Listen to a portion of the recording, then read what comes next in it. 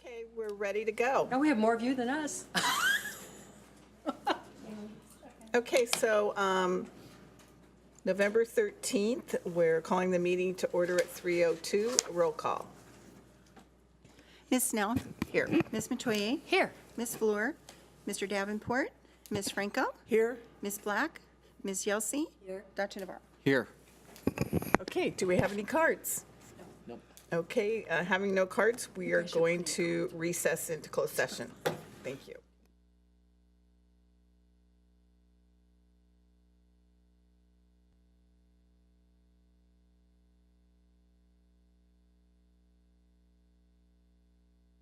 Okay, so welcome to the November 13th, 2018 meeting, called to order at 6:01 PM. I have a readout from the closed session. In closed session, the board approved a resignation agreement for employee number 7800012321. The agreement provides for a period of leave for the employee as well as health and welfare benefits in exchange for the resignation and waivers of all claims against the district. The roll call vote was as follows: ayes 6, noes 0, and 1 absent. The audience said they can't hear you. So, Can't hear me? testing, Testing. is that better? Is that better? Oh, you're right. Thank you, I'm sorry. I wonder if I need to read that again. Do you, huh? We're good. Okay, good. Did you guys hear it in the back? Okay, good. As long as the people at home heard it too. Okay, so we are going to start with our opening ceremonies, a moment of reflection and pledge of allegiance, led by Jennifer.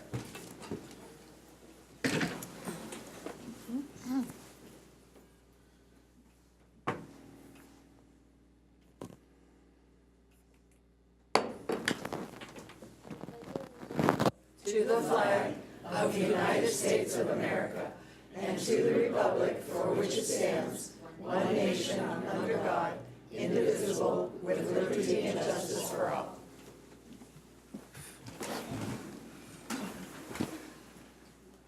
Okay, so adoption of agenda. Move adoption. Second. So adoption of agenda moved by Mr. Davenport and seconded by Mrs. Franco. Thank you. All in favor? Aye. Aye. Any opposed? Okay, adoption of minutes from 10/23/18 and 10/25/18. So moved. Second. Moved by Ms. Metoyer and seconded by Ms. Yelsey. All in favor? Aye. Any opposed? Okay, and we're moving right on to the student board member reports, and we're going to start with Jennifer. Good evening, everyone. No, I didn't know. I don't know. Okay, now they And one of our academic updates at Estancia High School is our PLTW teacher, Mr. Mayfield, actually recently resigned to take an engineer job in the private sector. But actually our staff members are excited with the candidates that we have received and plan to hire someone pretty soon. One of our two recent events that occurred at our school currently, well, just today, we celebrated World Kindness Day to show support to Patrick's Foundation.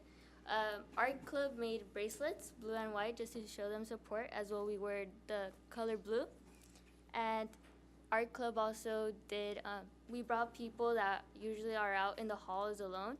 We try to get them to talk and as well take pictures with them in a photo booth that we made at school. And also just recently, this past Thursday and Friday, we had a college application for our seniors. So a bunch of helpers from local colleges from UCI, USC, OCC, and Fullerton, and some of the Simon Scholars leaders, they came to help us get the application going and click submit that same day, which is actually pretty cool because, well, I mean, they never done it, so this was the first year that they did it. And their goal is to get 100% of the seniors to submit. And recently we have 90%, so they'll be following up with the students that they haven't submit. Wow. That's great. That's good. And they actually also want to do it in spring, just to make sure. And one of our upcoming events is Student of the Quarter, which will be coming up this Friday. And that's it. Thank you. Thank you. Lucy. Good evening. Both our Cyber Patriot and Mesa teams are currently preparing for their competitions occurring later this semester and earlier next year. This is our second year with Cyber Patriot and our first year with Mesa, so we're very excited to see how they place in these competitions. Our PTSA hosted the Reflections Contest reception after school on November 2nd, and we congratulated our 5 students who won in each of the 5 categories that were held. This is the second year we've participated in the Reflections, with this year being our largest number of students participating, which was 34. Our PTSA also hosted a financial literacy seminar provided by the Wells Fargo Community Outreach Program on November 8th, and the topic this time was calculating the net cost of college. Many helpful tips were given on how to manage finances for college, and they discussed how to help families plan effectively for the future. One of our biggest events on campus is occurring 1 week from today, actually, on November 20th. We will be holding our second annual College Application Success Campaign event, also known as CASC, from 11:45 to 12:45 p.m. And during the event, all ECHS seniors will be submitting at least one college application. While that is happening, all 9th through 11th graders will be taking part in college discussion panels in our classrooms while we finish our applications. We have invited parents of our seniors, district administrators and board members, members of the OC Department of Education, former ECHS students, and administrators from Coastline Community College to help us celebrate this event. Lunch will also be provided for our seniors and their guests immediately following the event in our MPR. For ECHS students, our first semester college courses end only a month from today, and our high school courses end a week after that. So in our next report, I will share with you what we have planned for December. Thank you. Wonderful, thank you. Alex.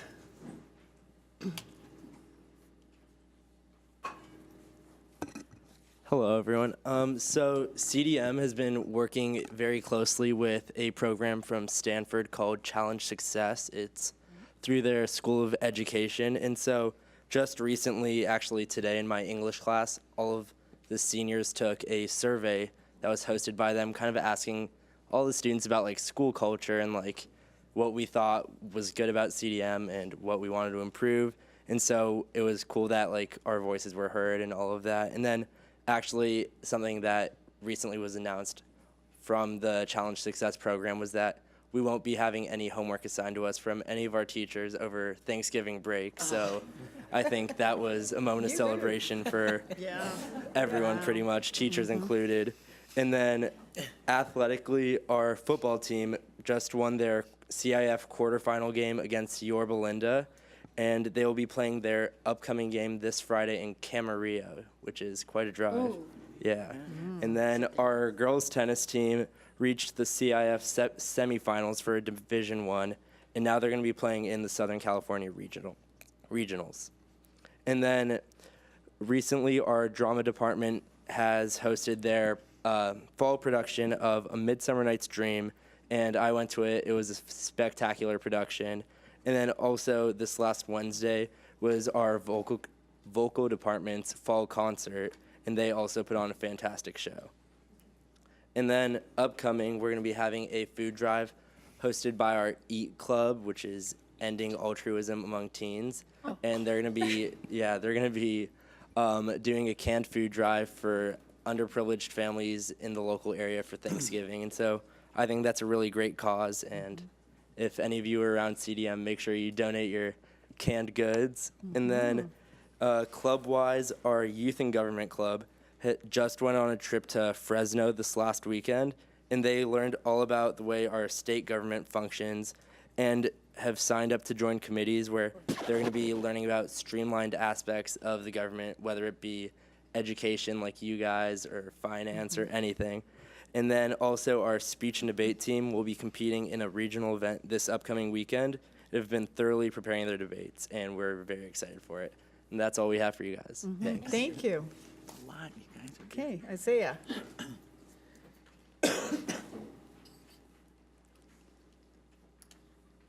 So I'm back. Yes. And I just got back from our Wilderness Exploration Club's trip to Morro Bay, California, which is where I got these lovely bug bites from. And but despite that, it was actually a really, really cool trip. We spent the whole time hiking and going down to the tide pools and the elephant seals. And with both Miss Rasmussen and Miss Up the Grove, they taught us a lot about like the ecology of the environment and the biology of it. So it was actually a super educational trip. I learned a lot about the difference between like sea hares and sea cucumbers and stuff like that. And so that was a really cool program that I actually wasn't aware that we had before that I'm definitely going to be going on the rest of the trips for. And tomorrow at lunch, our College and Career Center is going to be hosting a lunch and learn for those interested in law and public service. So that should be something pretty interesting. If I can find room in my schedule, I intend to go to that one. And our girls volleyball team is going to have their banquet to commemorate another great season tomorrow night. And our CIF finals for cross country is going to be this upcoming Saturday. And like everyone else here, we also celebrated World Kindness Day, where we covered the entire quad with little hearts with all of our students' names written on them and encourage them to go find their heart and put it in their binder. You often can find, we do it for the teachers as well, and a lot of them have a little wall in their room of all the hearts throughout the year. That's always really fun. And tomorrow we're going to be having our Parenting with Love and Logic night, which is going to be focusing on parenting strategies from a neuroscience perspective. So that seems like it should be a really awesome program. And also, I wasn't aware we are both doing Midsummer Night's Dream, though ours is opening this Friday, which we're all looking forward to and I've heard great things about. And also, all of our students are looking forward to Thanksgiving break, to have a break and spend time with their family. And that's all. Thank you. Thank you. But do you have homework? We should talk about the gotta work challenge on between that. CDM and Mesa. Yeah. President Snell?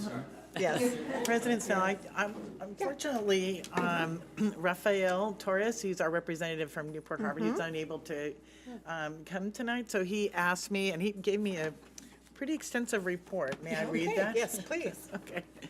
All right, and he also has it under headings, which I thought was, very helpful. So he starts out under the academic update.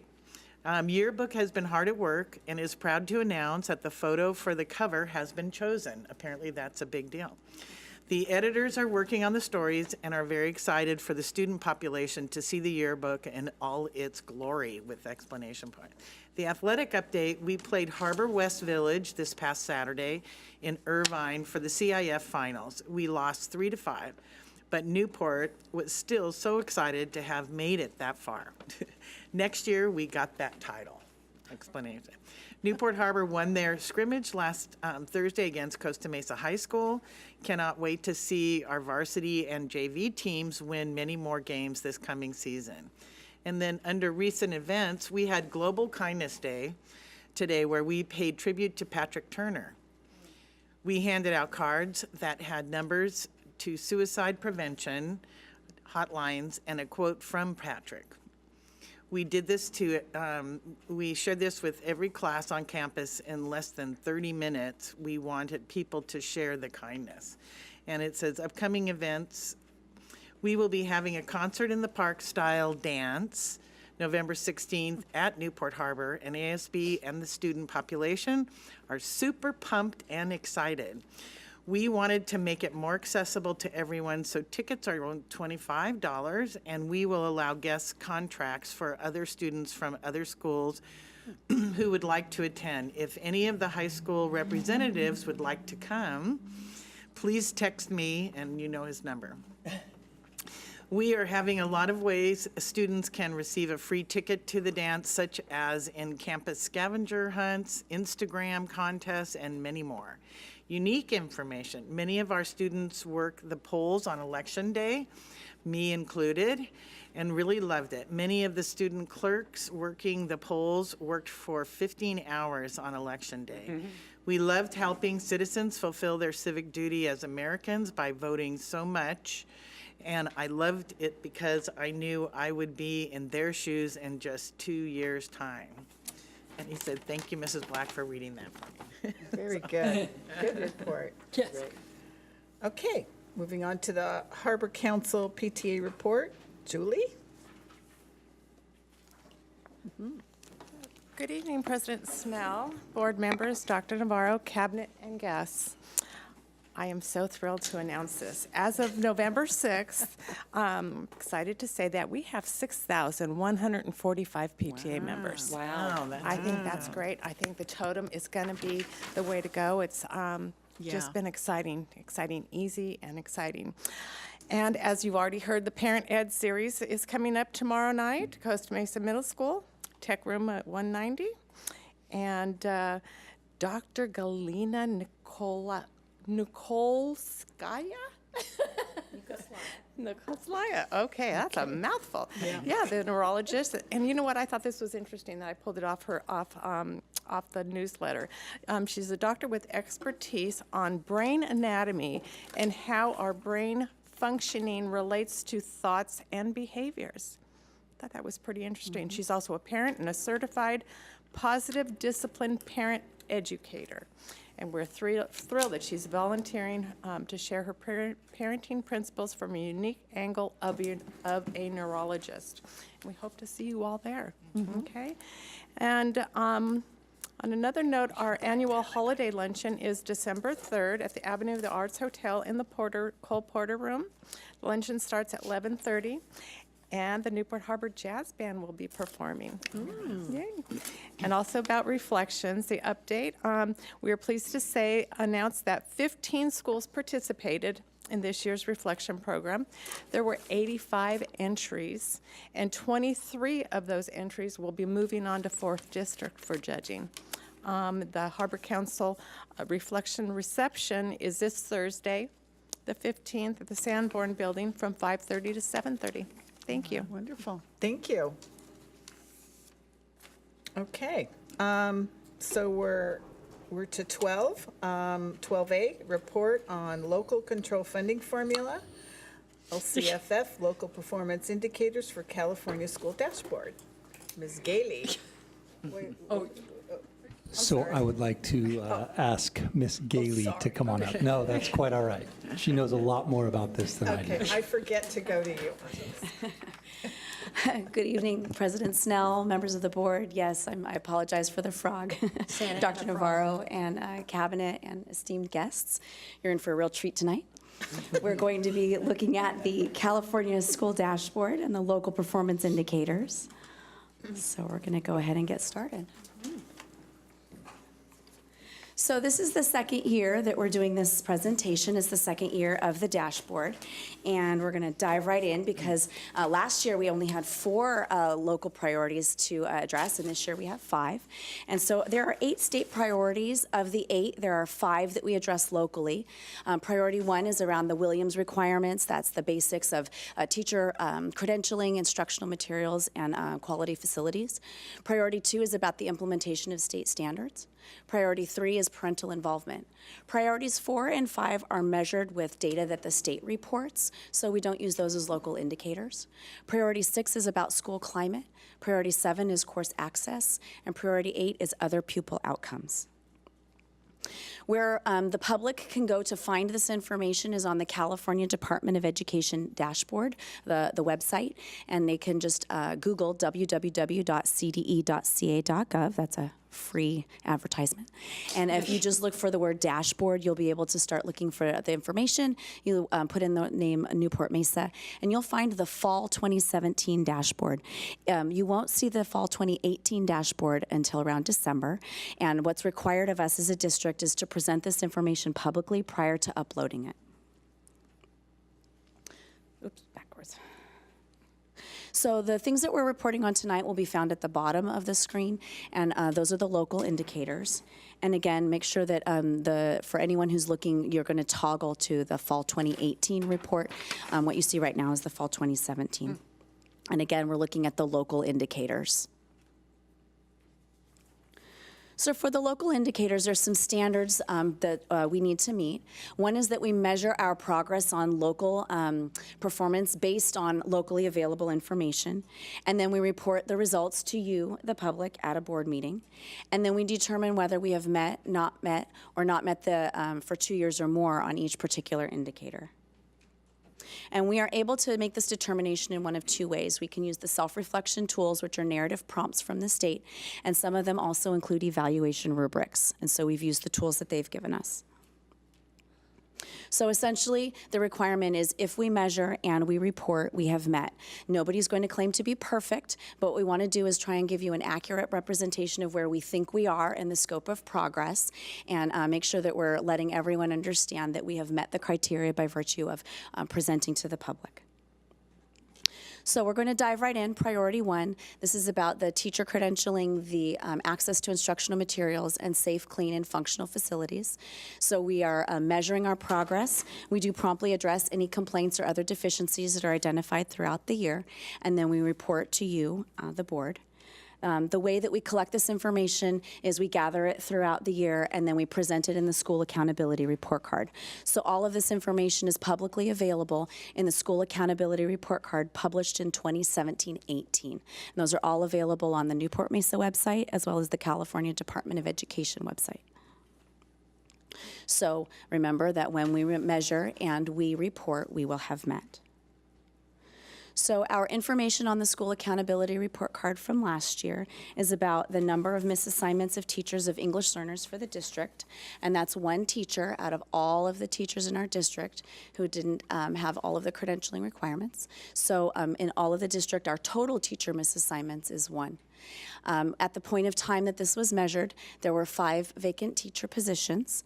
The number of students without access to their own copies of their own materials was 0, and all of our facilities met the standard of good or exemplary when we did the fitness inspections last year.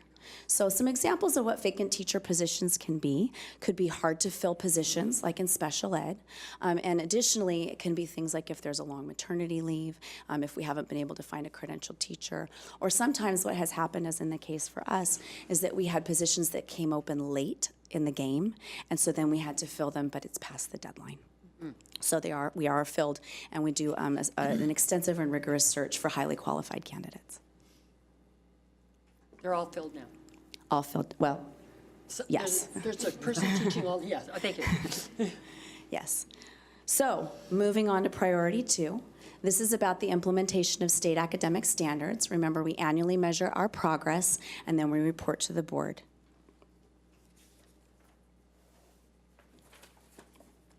So the process that we used is a fall local indicator survey. You may notice that we do a lot of surveys. We really do try and be responsive and solicit people's opinions. So we surveyed the teachers, administrators, and counselors in October of this year. And what it does is it reflects on 2017-18. And that period is from July of 2017 through June of 2018. So people who take the survey and us as we're reviewing this information, we have to remember that this is a reflection of last year through the end of the school year. It's not a reflection of all of the wonderful things that may have happened last summer. So just remember that as we're reflecting. Moving forward, also we want to acknowledge that it is kind of a difficult thing to put your headspace in the past. So one of the things that we'll be doing moving forward is doing the survey at the end of the school year so that it feels more like an exit survey and people can really reflect on that experience from the year. Also, the report is for the whole district, so it's combining elementary and secondary results. And as everybody knows, elementary and secondary schools can be in very different places depending on the content that's being taught and where we are in the adoption cycle. So the self-reflection tool that the state gives us is a 5-point rating scale. We also added in one for not applicable or no knowledge. So number 1 is about exploration and research. It doesn't mean it's necessarily bad. What it means is we acknowledge that we're still trying to explore and research where we are and how to best move forward in a thoughtful way. 2 is beginning development, 3 is initial implementation, 4 is full implementation, and 5 is full implementation and sustainability. That's a very high bar. So the first area that we're going to look at is rating our professional learning for teaching according to the recently adopted standards and the curriculum frameworks. And so based on the responses that we got from the teachers and administrators and counselors, as well as doing some pulling together of secondary and elementary, and then having our leadership teams take a look, we assign these ratings to the different content areas. English language arts, English language development, and mathematics getting a 4. Next generation science still at the initial stages, and history social science at the midpoint stages. And so what we want to acknowledge is last year we really were diving into English language arts and mathematics at the elementary level, and that was our first year, our exploring and learning year. Lots of professional learning around that, both in the summertime as well as during the school year. And then secondary continued to have their focused professional development quarterly before school, and of course during the November 1st days. Next generation science is a difficult one to manage, especially the longer that our regular general education teachers go as elementary teachers. And those science standards are very complex.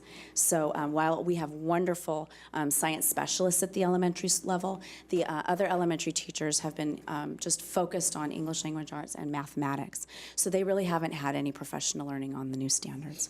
And our secondary had some professional learning as well, but last year we were still diving in and trying to understand the standards in the absence of additional materials from the state.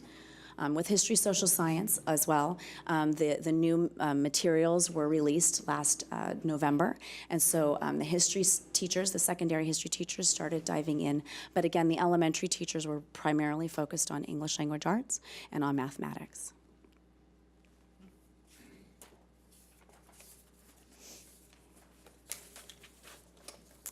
For instructional materials, this is our progress in making instructional materials available that are aligned to the standards and available in the classrooms.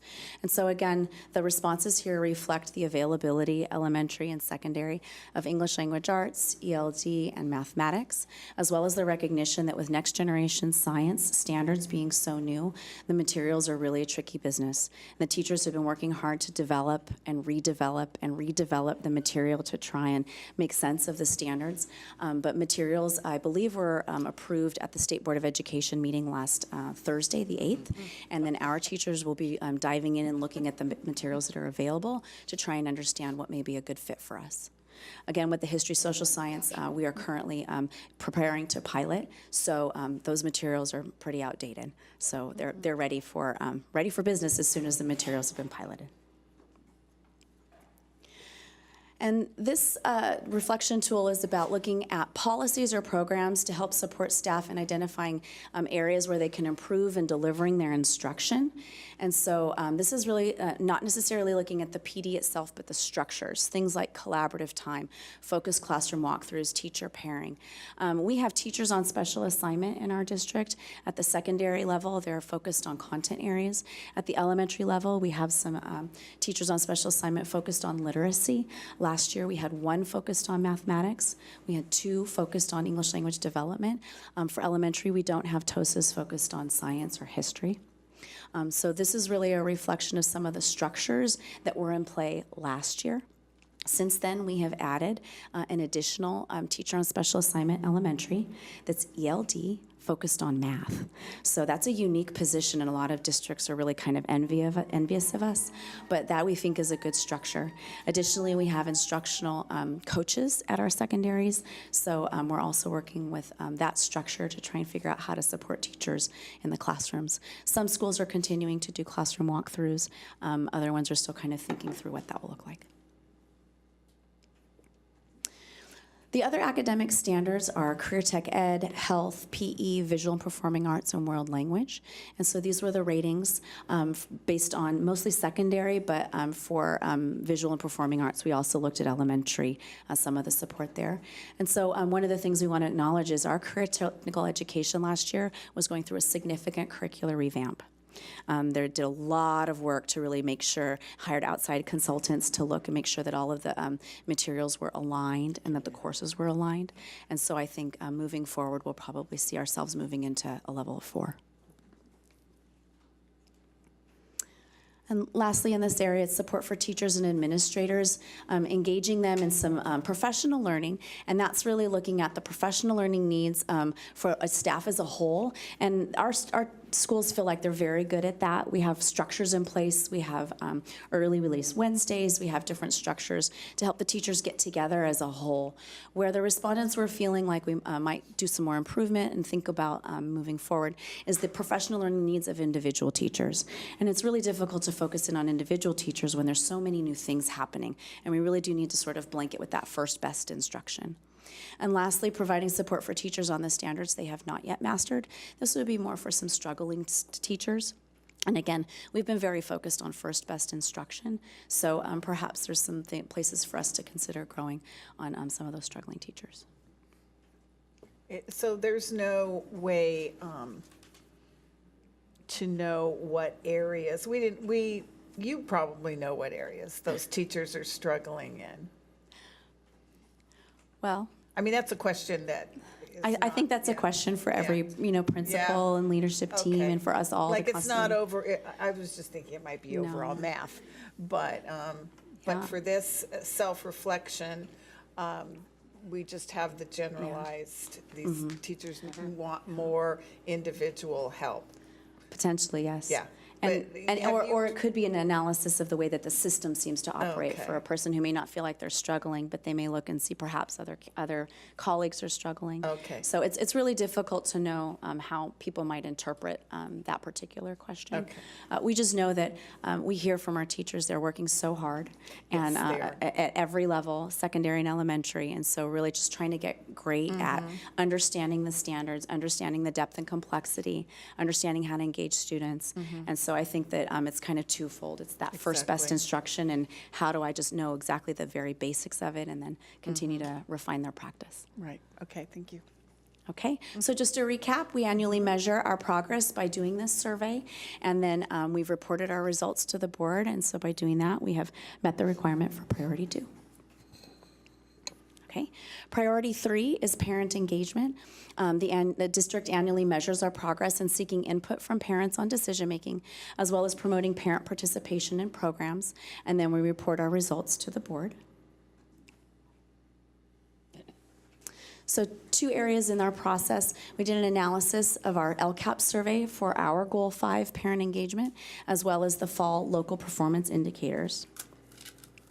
So ways that parents can be involved in our district or through district decision-making, like our advisory groups.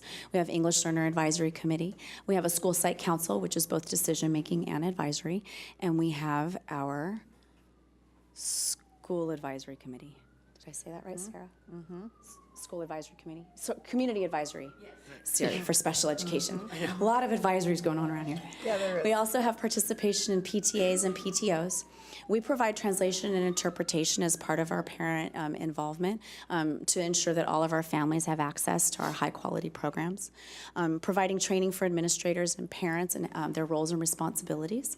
And then also workshops linked to learning and social emotional growth. So a couple of areas from the LCAP survey.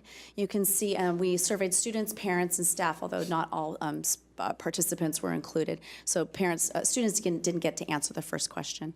So teachers and parents responded to whether they were encouraged to join the PTA or PTO. And notice that 88% of respondents felt like they were encouraged, and 90% of the staff felt like they were encouraged to participate. On the encouragement to participate in or attend school activities, students responded in a lot lower percentages, whereas the parents and the teachers really felt like they were encouraged to participate. And then on school site council, sometimes it's like twisting arms to try and get people to want to participate, but 61% felt encouraged to join the school site council of 61% of the parents, whereas 80% of the staff knew that arms had been twisted. And then for involvement for our special populations, parents and guardians of English learners are encouraged to attend the ELAC, the English Learner Advisory Committee. And for this portion, only parents of English learners and then administrators were asked this question. So 77% of our English learner respondents felt like they were encouraged to participate, and 88% of the staff. And then similarly, to participate in the District English Learner Advisory Committee, each school sends representatives, and of course it's an open meeting for anyone to attend. You can see people know that they're invited and included. And then 65% of our special education parents felt like they knew that they were invited to participate in the Community Advisory Committee, and 72% of the staff recognized that opportunity as well. So we have fully functioning committees out there. People know that they're alive and well. And then our offices are in charge of looking at the documentation for compliance to make sure they're properly constituted and that they're meeting regularly. Also, we asked a question about parents being given resources to support their children in the core subject areas. We wanted to make sure that we're really reaching out and helping parents to connect their kids with all these new standards. And so you can see parents really know that their kids are supported in reading, and they know what to do. And then you can see as it goes down the list that it's a little bit harder to understand how parents may need to support their kids in the core academics, but still well over 50%. Engineering's the anomaly, but at that point that the kids are taking engineering, parents probably are kind of taking a backseat. So it's important to note here that we have amplified some of the things that we've been doing to support our families. As mentioned earlier, Challenge Success was brought to our district last year and continues this year. Again, this is a reflection on last year. Parent Institute for Quality Education is happening at a lot of our high schools. And then School Smarts is mostly elementary families, although we did have one secondary cohort. And that was provided, it's provided for our English learner families and our immigrant families by our wonderful school community facilitators. And that's a program that's been developed by state PTA.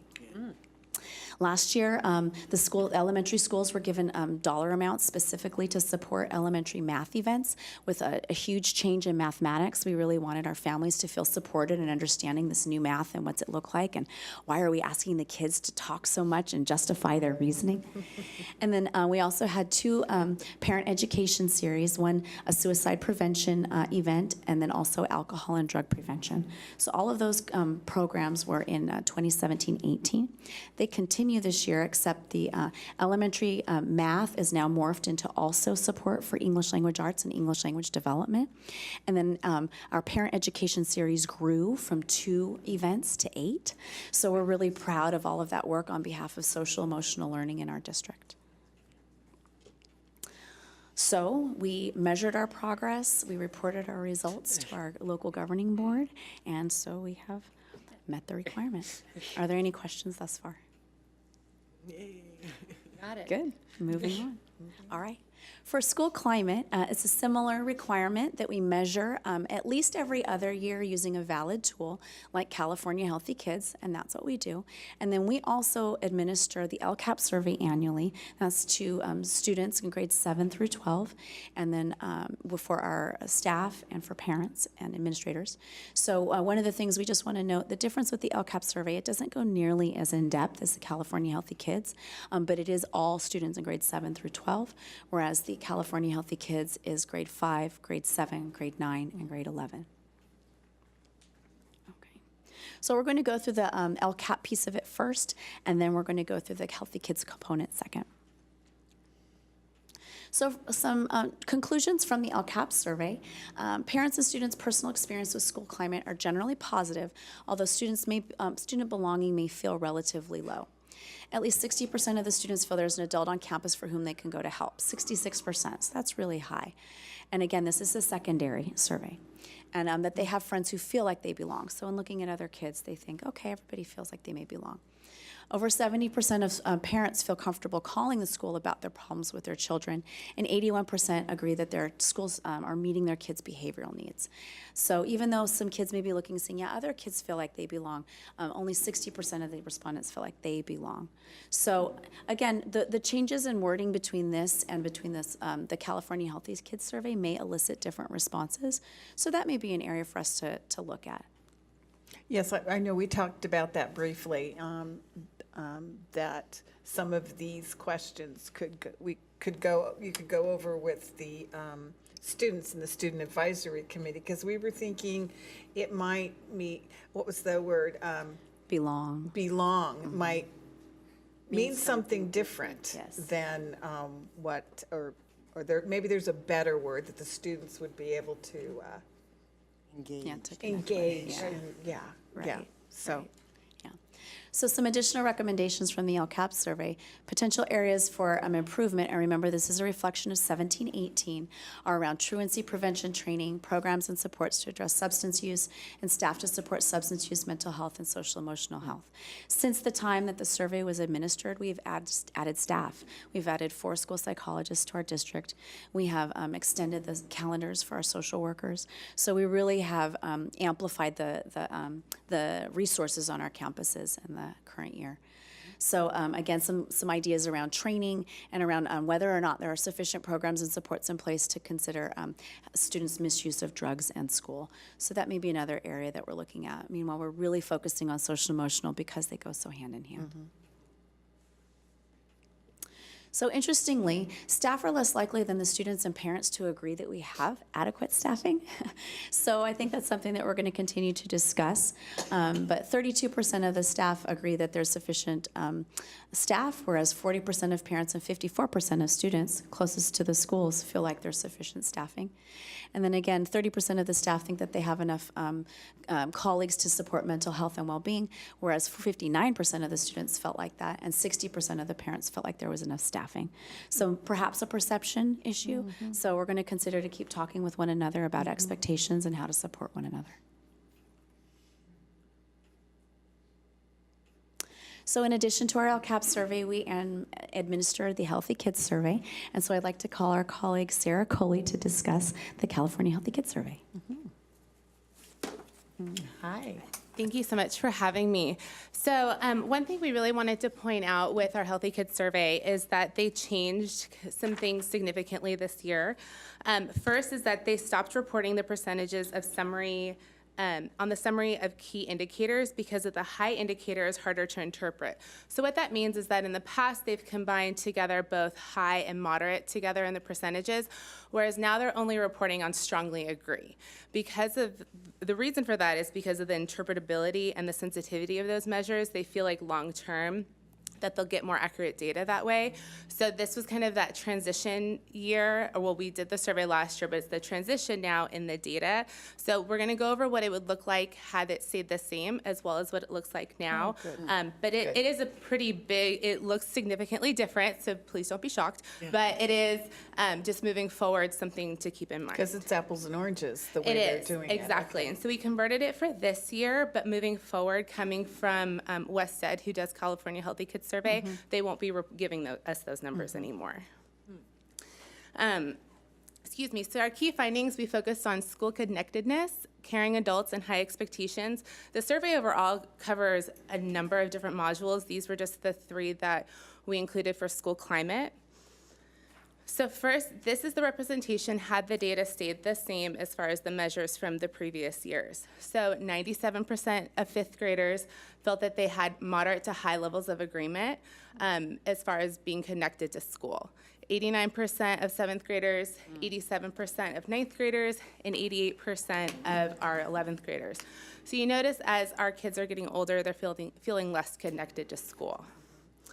Now, with the new way that they're measuring it, what they've done is that they've taken an average of responses from the 5 questions that are listed on the left. So I feel close to people at this school, I'm happy at this school, I feel like I'm a part of this school, the teachers at this school treat students fairly, and I feel safe at my school. They took the averages of the responses that were for strongly agree, and that's what's represented here. So I can tell you that for the I feel close to people at this school and I'm happy to be at this school, those were definitely the 2 highest as far as the responses. But then the other questions, because they were responded low and then they took the averages, that's why we get some of these lower responses. So 44% of 5th graders, 25% of 7th graders, 18% of 9th graders, and 16% of 11th graders on average reported strongly agree or yes all of the time to feeling connected at school. So as far as feeling a part of this school, for 5th graders, we combined yes all of the time and yes most of the time responses, and we had 76%. For 7th and 9th grade, we combined strongly agree and agree, and we had 63%, 58%, and 53% for 11th graders. So again, we notice In 5th grade, they feel more part of the school, and then as they continue through intermediate and into high school, they're feeling less a part of the school. For our percentage of 5th graders who felt proud to be part of the school, over half said yes all of the time. As far as caring adults, so there's a teacher or other adult in my school who really cares about me. Again, we combined yes all of the time and yes most of the time for 5th graders, and that was at 87%. Then we combined very much true and pretty much true for our 7th through 11th graders, and that went from 63 to 61 and then 62. So they're about equal from intermediate through high school. For this one, we also converted it again to how it was reported in the past, and we had 97% of our 5th graders that had moderate to high levels of agreement as far as having a teacher or some other adult who really cares about me, notices when I'm not there, and who listens to things that I have to say. We have 89% of our 7th graders, 87% of 9th graders, and 88% of our 11th graders. And then regarding high expectations, again, including moderate and high, we had 98%, so almost all of our 5th graders felt that at school there's a teacher or some other adult who tells me I've done a good job, who always wants me to do my best, and who believes that I'll be a success. 93% of our 7th graders, 91% of our 9th graders, and 91% of our 11th graders. So those all were significantly high, and we're really proud of that. So just as our recap, so we did have our multiple measures. So we had our LCAP survey as well as our California Healthy Kids survey. Because we did California Healthy Kids last year, we won't be doing it this year, but we will be doing it again next year, and then we'll be able to compare data a little bit better. But our scores will go down because of the way they're reporting, but we had to look at what the high and what the strongly agree was to compare this one to the next one. Right, so what they're saying is that this is gonna give us actually a better measure because of the way that the high was reported and the way that the questions were written and the way that students were responding. The way that they've rewritten it, it's actually gonna give us a more accurate picture and will be able to give us better data moving forward. Okay, good. Yeah.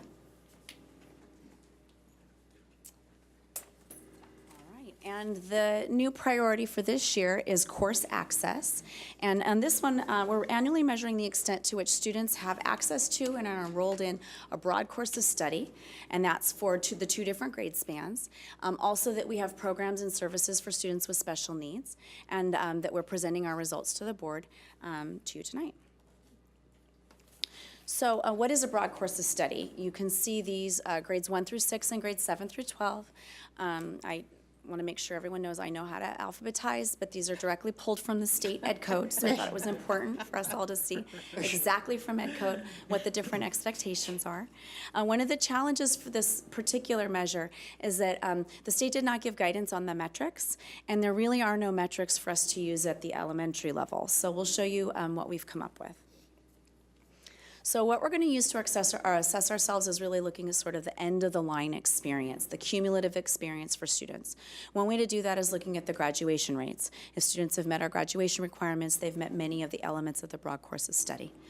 So we'll be looking at a cohort of students. That means looking at kids who went all the way through from freshman to sophomore year. For students meeting the UC CSU requirements, or A to G, we'll be looking at point-in-time seniors. Then our career technical education pathway offerings and our completion outcomes, our LCAP survey results, as well as some VAPA opportunities, TK-12. So for elementary, the things that we want to share about our elementary experience is that a broad course of study is the default instructional program for all of our elementary students. And additionally, for PE and science, students get instruction from both their teachers of record and from specialists. And for music, music is primarily delivered by music specialists, although I'm sure there are a couple of very talented teachers in our district who also provide music instruction. But our district is unique in that we really make a very concerted effort to provide that music exposure. For our English learner students have 30 minutes or more of designated English language development according to their language proficiency levels. But the remainder of their instruction is with their English only or their reclassified peers, and they have regular ongoing access to the regular course of study. Our students with an IEP, students with mild to moderate disabilities are included in classrooms with their age level peers, and we're very proud of that. And then students with moderate to severe disabilities are provided their course of study through our district adopted unique learning systems, and that is a complete standards aligned functional curriculum. It has all of the elements that are required in a broad course of study, and it's an appropriate setting designated by their IEP. So that's the elementary experience. So when we're looking at secondary, some of our outcomes we looked at were graduation rates, and our graduation rate for the cohort for our whole district was 90.6. For English learners, 74.4, and for low-income students, 86.4%. And that's the most recently publicly available data, so that graduation rate is actually 2016-17. Graduating seniors, that was point in time of just a senior class, meeting the A to G requirements. For that one, it is lower, and that's all students, was 60%. English learner is 4.5, and low income is 43.3. So the standards for A to G are more rigorous, and that's not the only way that we can graduate. And one of the things that we really want to point out is that a 12th grade English learner faces significant hurdles to try and graduate meeting A to G. A student who is not reclassified and not met those criteria really has a difficult time accessing all of the rigorous content. So we have students who were English learners, who were reclassified, grouped into the all, but they are not included in the English learner student group. So we just want to make sure that we point that out. For our secondary, career technical education and VAPA, we offer 8 pathways in career technical education, and you can see those listed alphabetically. Last year, we had 113 completers. And so what we want to point out with that is that those are students who have gone through the complete pathway, made it to the end, and gotten their, done their capstone or their certificate. Many students will enter a pathway and decide it's not for them, and that's okay. So we don't expect 100% of students who enter the pathway to come out on the other side. So we just want to point that out. And then we had 187 unique VAPA classes offered last year throughout our district. That's period by period, but that's a lot of classes to offer and make sure that we're giving students access to those courses. We also ask students some questions, and parents and staff through our LCAP survey about their college and career-ready coursework and their planning for the future. And so you'll notice that a high percentage of our students feel like they're encouraged to focus on their 4-year plans. Again, those are high school respondents only. And then about 67% of students feel like they're encouraged to take A to G courses. One of the modifications we're making for this next survey is spelling out what A to G means. We want to make sure that all students really understand what that question means. So we're going to be interested in seeing if there's a difference in current year responses. And then an additional question about taking CTE or regional ROP courses. And so you can see that the high school respondents, the number is lower. And again, we want to make sure that they understand what they're being asked there. But you'll also notice that the students, 71% of students who responded felt like they could take more challenging or rigorous courses if they wanted to. And we feel like that's really important that kids know that the door is open for them. One of the prompts for our self-reflection tool is to identify some barriers for the broad courses of study. So one of the things that we looked at was perhaps some of our limited options to make up failed courses, and they do present some challenges. There are a number of vehicles, but for some students, they may have difficulty over and over and over again, and there's only so many classes you can take through credit recovery and through summer school. We also found that there's inconsistent access to during the day reading and writing and math intervention. So kind of continuously looking at our programs and what we offer to students who are struggling at grade level, while continuing to offer them opportunities to advance. Some varied grading and homework practices throughout the district do offer us opportunities to continue talking about how we're assessing student mastery and student knowledge. And then even though we don't have many students who are newcomers, we do still have a group of students who are newer to the country. And so when students arrive older with maybe gaps in their schooling, with less primary language fluency, then that can be a challenge in attaining basic English skills. So when we have students who also need access to science and history and math, that does mean it's more difficult for them to understand that rigorous content. I have a question. Yes. On the one before. Yeah.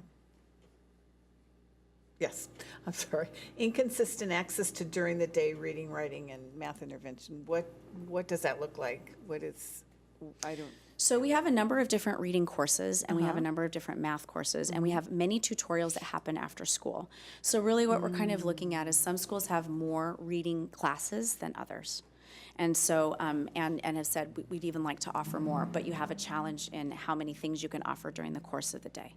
So Okay. really looking and seeing, do we have opportunities commensurate to the need, and not taking a student out of their core content, but supporting them on the side with this additional reading and math intervention. Okay, so this is over and above the intervention or the pull out of having special EL class during the day. Correct. Okay. Correct. So this would be after school or?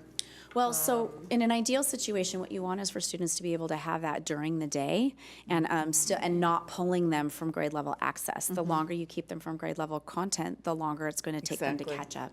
So it really is a challenge. It is. Okay, thank you. Sure. So what are we going to do? How is this going to inform the development of our LCAP? Well, one of the things we're going to do is just keep on doing some of the things that we're doing. We're going to continue to provide this broad course of study. We're not going to keep English learners out of the curriculum. We're not going to keep our students with an IEP out of the curriculum. We're going to provide them many opportunities to be with their grade level peers. And we're also going to continue to provide an A to G aligned course of study for our secondary students, so that at the end of the line they can make their choices about what schools they want to go to and what career pathways they want to pursue. We're going to continue to provide our strong CTE pathways that lead to certificates and meet high levels of college and career readiness. We have very high standards for our pathways, and we're so proud of the fact that so many of our students are learning to apply mathematics in a real-world setting. And then finally, for students who struggle in reading and math, we're going to continue to provide that tutorial support, and then really think about in-class formats, center-based formats, as well as our summer remediation and enrichment. So for our English learners, to the extent possible, we really want to provide them access to multiple, extensive, intensive, designated English language development and reading classes, but also continue to provide them that core content access that they really need, but also to provide their teachers with the scaffolds and supports known as integrated English language development in the core content areas.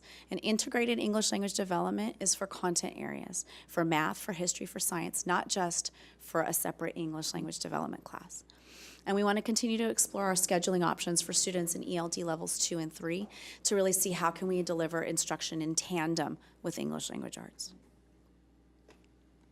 For our students with an IEP, we're going to continue to refine our learning center model, where our students are included with their age level peers, and continue to have our special education staff push into the classroom, in addition to providing their targeted pullout when necessary.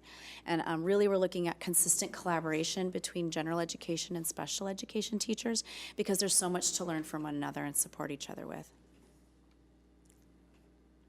So to recap, when we measure and we report, we meet the requirement for course access. And these were the 5 areas for the local indicators. We've met. We met them. I know it's important to remember that this is a reflective tool. It's not trying to try to grade us on just looking good like we want it to be. This is reflective. We need to know where the issues are, what we need to work on. So I'm thankful for this report, and you explain it so well. Thank you. And it's very easy to understand. Does anybody? Oh, I thought I sort of cut you off. Well, I just, And I know it is reflective, and we take that and look at things. And one thing that struck me, I mean, there's a lot of numbers in there that we could talk about, but meeting time with counselors, the students answered it, and it was low. I think it was like 45% or something. And I don't, there's time, but it's also how busy these counselors are, so that's probably something we should be looking at long-term, because I know the load for the counselors is heavy, but they are really important to these kids yes, who absolutely. need the support. And the demands, not just academic, but the social emotional support, right? And we're so lucky to have such talented counselors. Yeah. I'm also thinking that, depending on how the questions are worded, I know that at Mesa, they have you'll have a meeting with your counselor, but they also have lunch and learns, and they also have counseling things other places that are optional for students to go to. So they may not be taking advantage of these wonderful opportunities because they either don't remember, doesn't think it affects them, also, or not this year, maybe next. So again, it's such a challenge to know how the questions are being interpreted by the students. As students. We can have a lot available. I have heard from some students that they can't get in to see their counselors. Well, that's a different, Well, that's what I was talking. right, that's true, because there's not enough, but. Well, we can definitely pursue those questions, maybe deepen them a little bit in the LCAP survey, and again with our student advisory. With the student advisor, yeah, because Isaiah's over there nodding his head, yes. I'd say that there's definitely a chance to see your counselor, and it's not a horrible problem, but they're occasionally very, very booked. It can be difficult to see them within maybe that day. Maybe you'll have to come in the next day. But I think there's definitely room for improvement. Okay. There you So I just wanted to say that behind the scenes, there are a lot of people who work together to try and pull this report together and to really look at the data.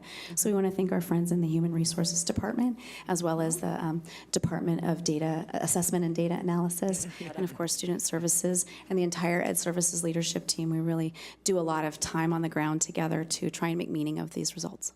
Great. Good Thank job. you. Really Extensive, good job. thank you. That's a lot of work. Okay, so moving on to informational items. Dr. Navarro. Yes, with all of the excitement that we've had over the last couple of weeks, we are going to skip the informational items today. Oh, okay, thank you.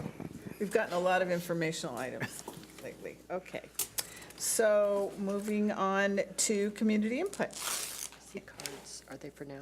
Here Okay. you go, yeah. This is an opportunity for the public to address the board on consent calendar agenda items or on non-agenda items within the subject matter jurisdiction of the board. Per Board Bylaw 9323, each individual speaker will have 3 minutes to cover one or multiple topics, and speakers may not cede unused minutes to other speakers. And there is a maximum of 20 minutes of comments per topic. With board consent, the president may increase or decrease the time allowed for public comments, depending on the topic and the number of persons wishing to speak. The board, staff, or members of the public may request that a specific item on consent be moved to discussion action. Requests to move consent items must be received prior to the time the board takes action on the consent calendars. Depending on the nature of the comments, the board president or superintendent may respond, or the president may call upon board members for brief comments, questions of clarification, provide a reference to staff or other resources for factual information, or request the superintendent to report back to the board at a subsequent meeting concerning the matter. However, in compliance with board policy and the Ralph M. Brown Act, the board is not permitted to take action on non-agenda items. Any board member or member of the public may request that a matter within the jurisdiction of the board be placed on the agenda or of a regular meeting by submission of Board Bylaw 9322 agenda request form to the superintendent. When a request is made during a public meeting, all verbal requests must be followed with a submission of Board Bylaw 9322 agenda request form to the superintendent. When addressing the board, it is helpful if you state your name and address for the record. All comments are recorded in full on the meeting video record that is posted as a courtesy on our website at www.nmusd.us. DVD copies of the complete meeting are available to check out from the superintendent's office for 3 business days or for purchase of $1. Please include any accessibility needs with your DVD request. Okay. Our first speaker is Mrs. O'Mara.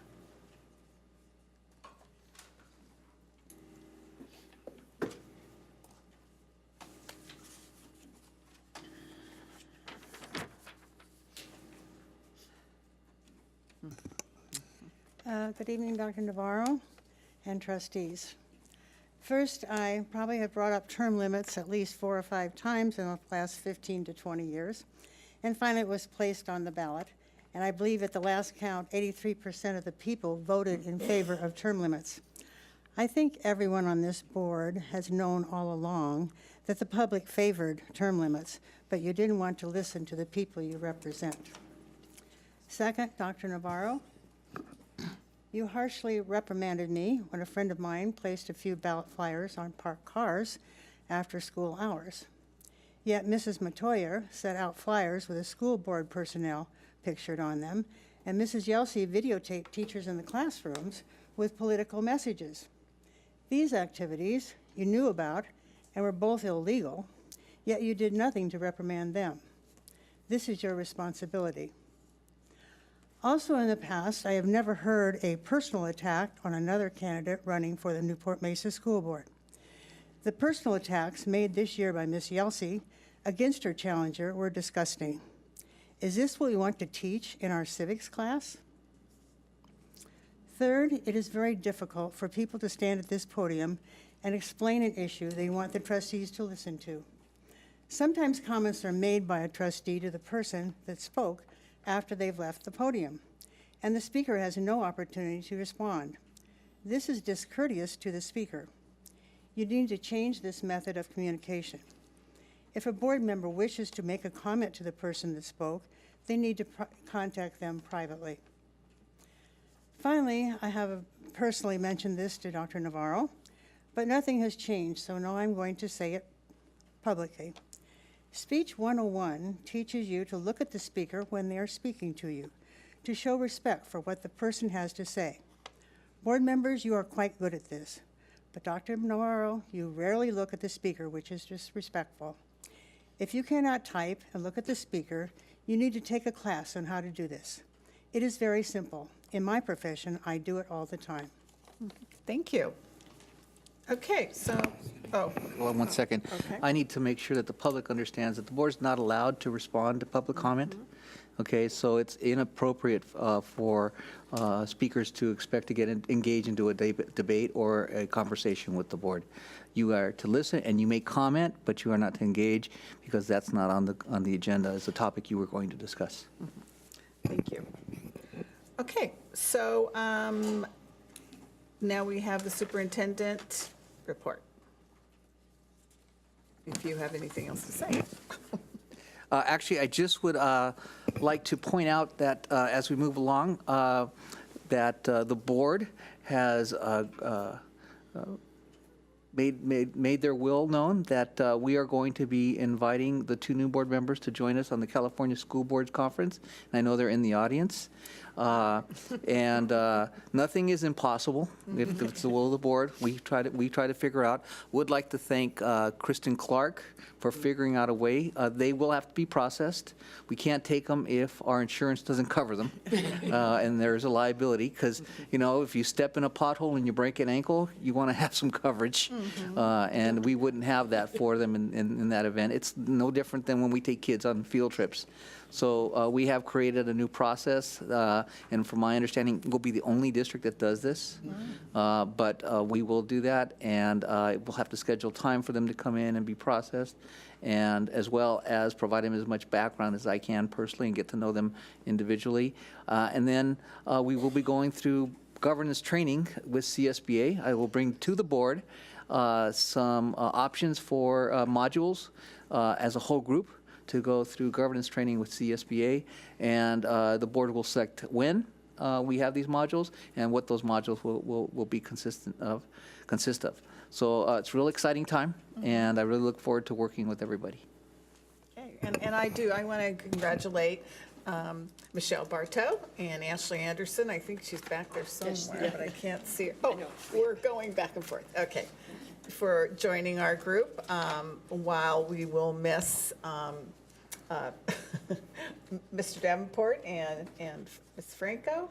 I know they're excited to go on to their retirement and move on, right? Okay, so we welcome you. Okay, so Also, now, we'd like to congratulate Sharon and yes, Karen. okay. I was going to wait till I report, but yeah. Congratulations. Congratulations, I couldn't yes. be more proud. We're You did a happy to great have job. you and all your knowledge stay with us. Okay, so we're going on to the consent calendar. All items listed under the consent calendar are considered by the board to be routine and will be enacted by the board in one motion. This includes the consent calendars for business, education services, human resources, student support services, and the superintendent.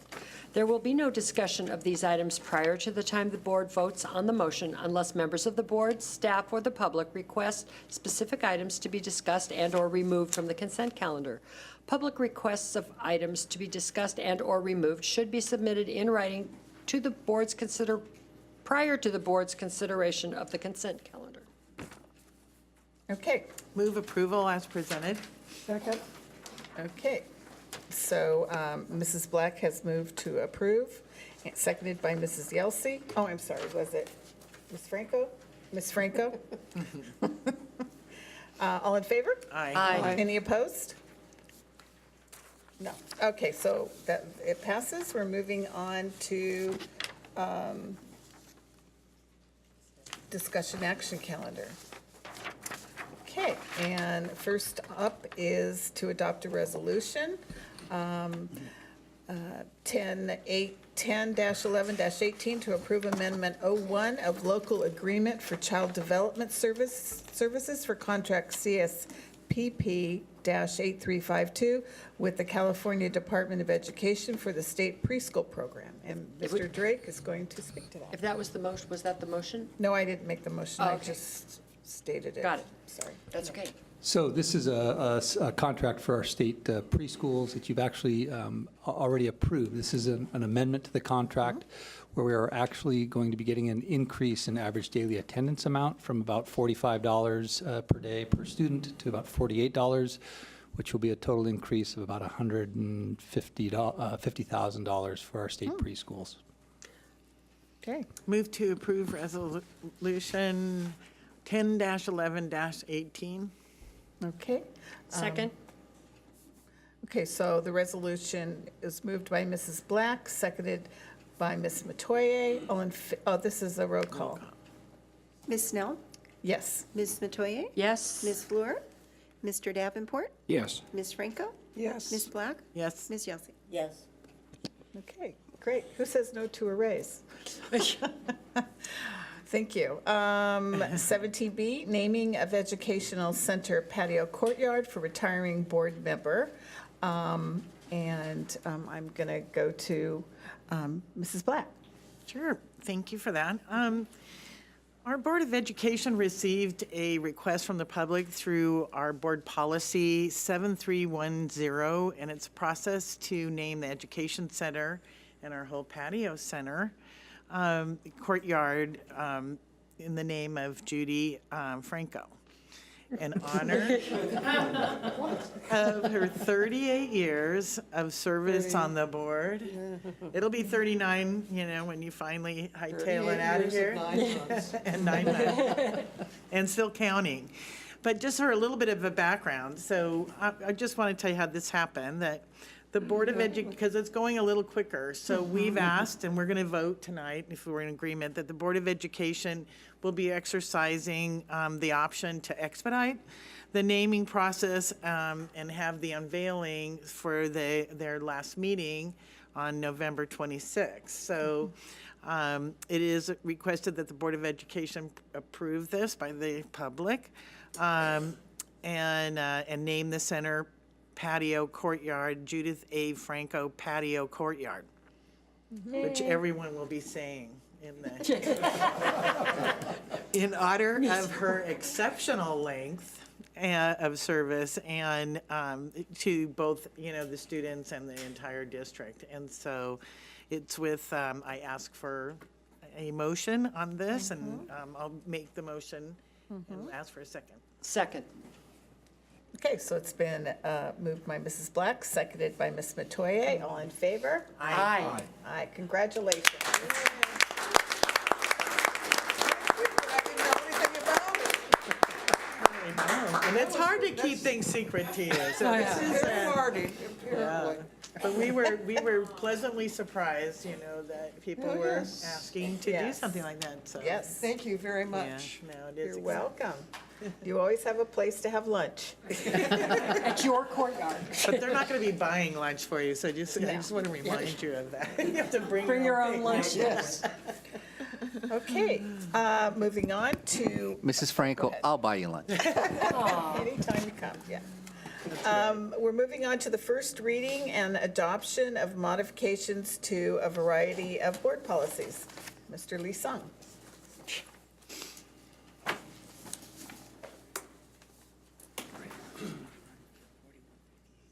Okay.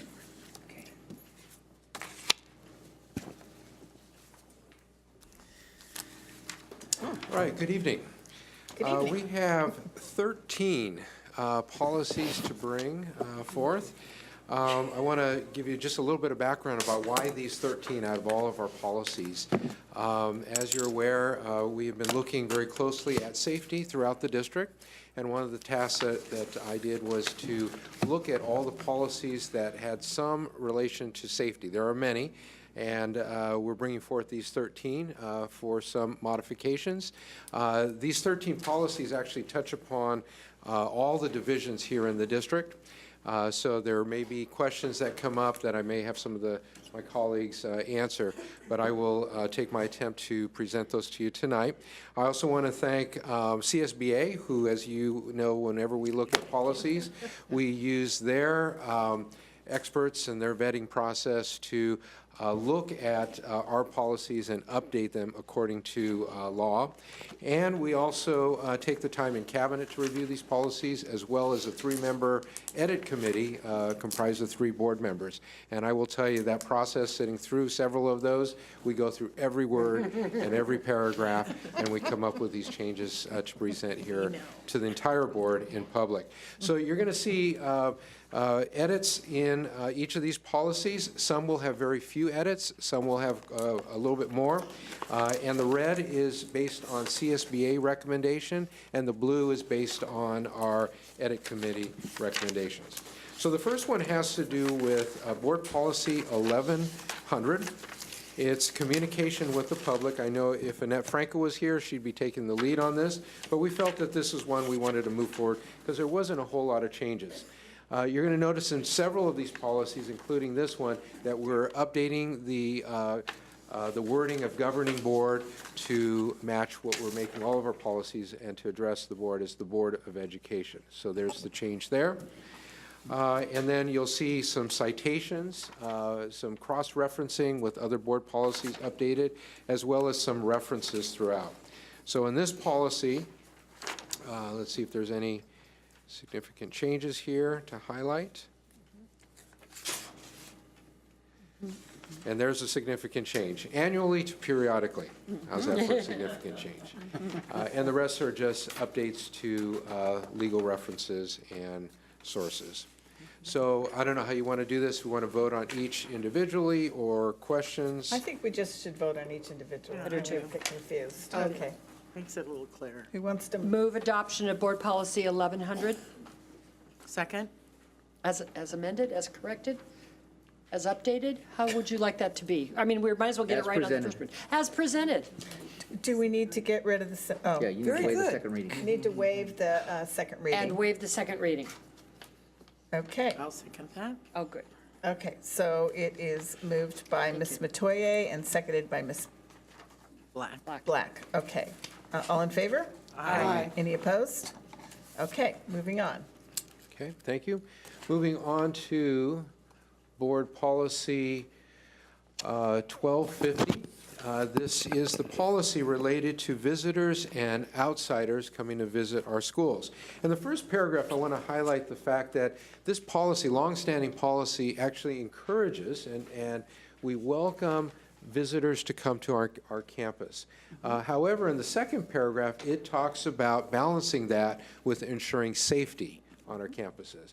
And we've had a lot of discussion about visitor policies with the implementation of our standardized visitor management system.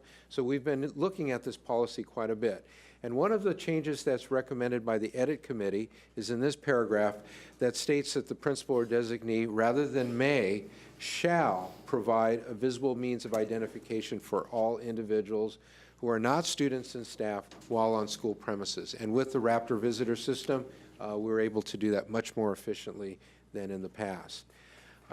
Moving on the second page of this policy, we have incorporated the wording recommended by CSBA on the process of when there is a potential sex offender who needs to gain access to our site. And I want to assure you and the public that these are policies that, even though they weren't written in our policy, were protocols and practices that we have been doing. And Dr. Phil DiAgostino is our main designee and addresses that not often, but occasionally this does come up where, for example, one of our parents who may be a registered sex offender who still has rights to access their child's education, but there are limits in terms of what that person can do while on campus. So this paragraph clarifies that process very clearly. Okay, move to adopt Board Policy 1250A and B. As presented. As presented and in one reading. Second. Okay, so that is moved by Mrs. Black and seconded by Mrs. Franco. I don't know why I have trouble with this. Okay. All in favor? Aye. Any Don't opposed? step on them. No, okay, so that passes with the changes. Okay. Okay, thank you. All right, moving on to Board Policy 3000. This board policy is called Concepts and Roles, and there's actually no word changes that we're recommending here, other than some updates on the CSBA resources. They evidently have moving to publication, or from publications to website resources. And this policy really has to do with It's weird. our budget. There we go, right there. Budget development. It's the stuff that Jeff Trader does very well. Okay. Do I have a motion? Move adoption of Board Policy 3000 as presented in one reading. Second.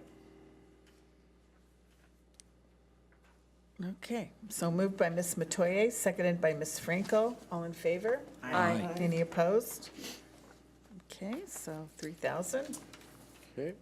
Moving on now to Environmental Safety Board Policy 3514. And this one has to do with safe and healthy environments for our students, staff, and visitors. And you'll see here the only change we have over in the second page is the addition of water/sanitary boards, that we would continue to develop strategy in consultation and collaboration with the various agencies. But we did add water sanitary boards to the policy.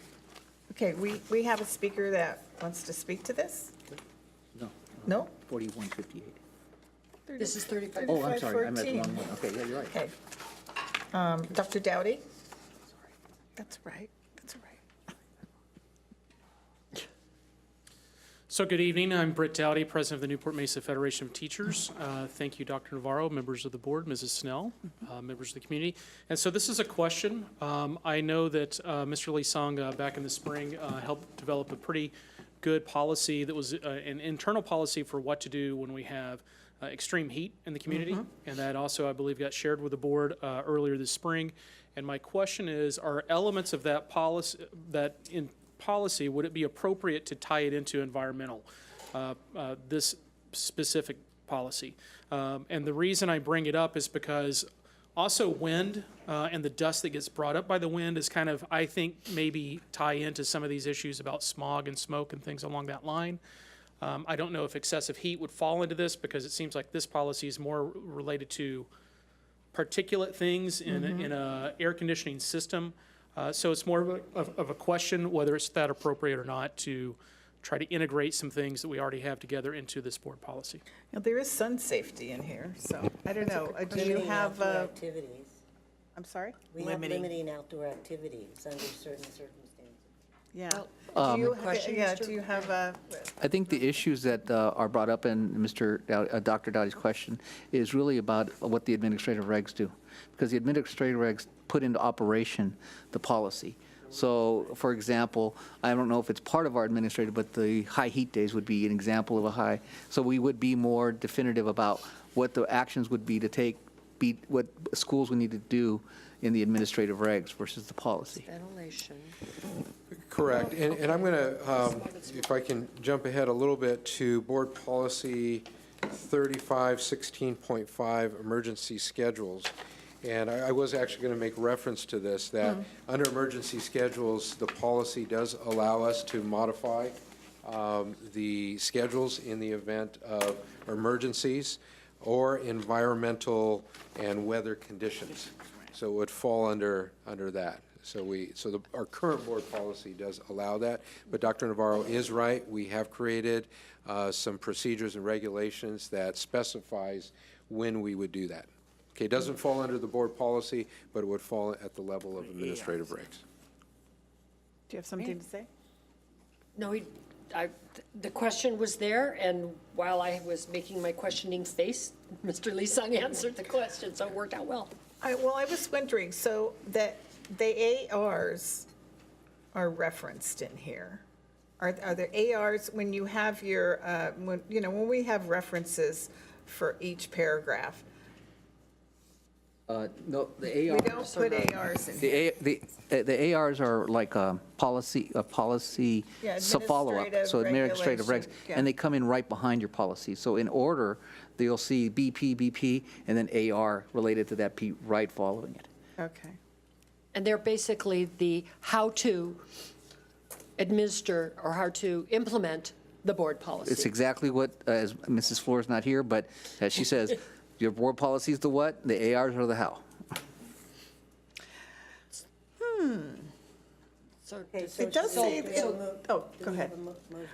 I just want to say one more. The Board of Education recognizes its obligation to provide a safe and healthy environment at school facilities. So that seems like there would be a heat aspect to that. I don't know. Yeah, you do. You're asking the question because you have a question about it. Yeah. So, go ahead. No, go ahead.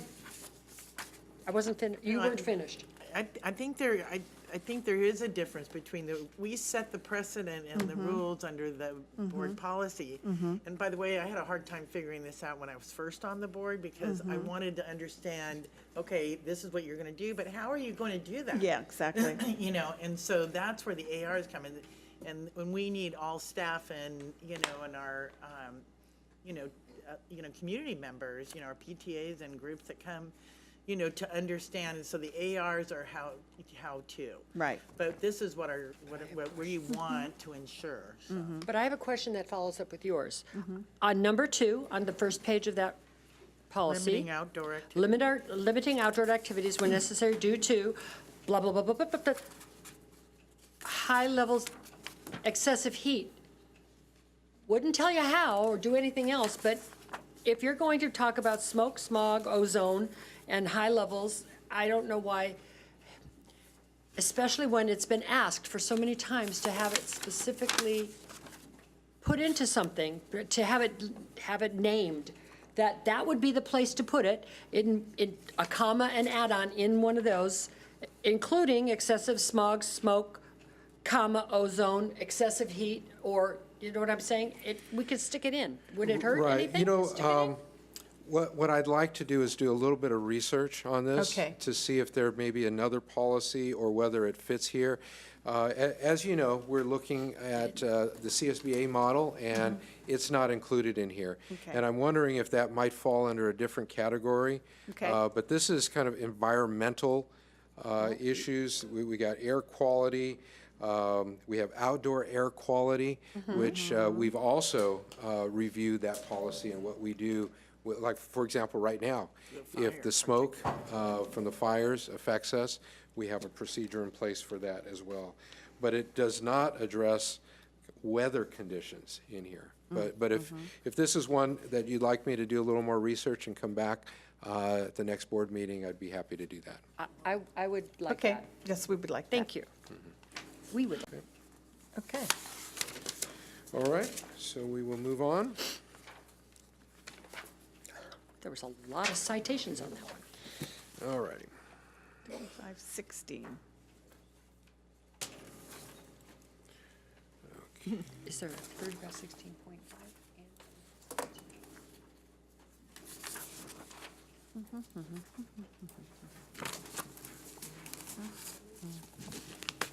So we're on 3516. Okay, board policy 3516. Okay, so this board policy has to do with our emergency and disaster preparedness plans. As you can see, there's quite a few revisions to the first paragraph. And we wordsmith this a bit to make it read a little bit easier.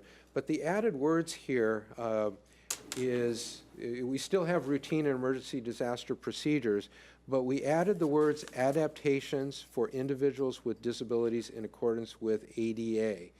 And such procedures shall be incorporated into the comprehensive safety plans. So that's a significant addition.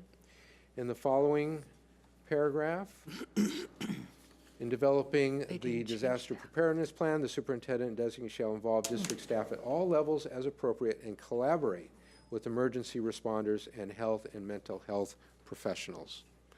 So we took CSBA wording and we wordsmithed a bit to read a little bit better. And then finally, in this last paragraph, we changed it from school employees to district employees are considered disaster service workers, and that is state law. Move approval of board policy 3516 as presented. Actually, I have one change. In one reading. I have a small change. If you go back to the first page, 1, 2, 4th paragraph. Second. In developing, yes. The disaster preparedness plan should be capitalized. Disaster preparedness plan? Should be capped. It's a document, correct? It's a document. I don't know if we have a, I think that's maybe referring to a generic plan. Is it? In developing the disaster.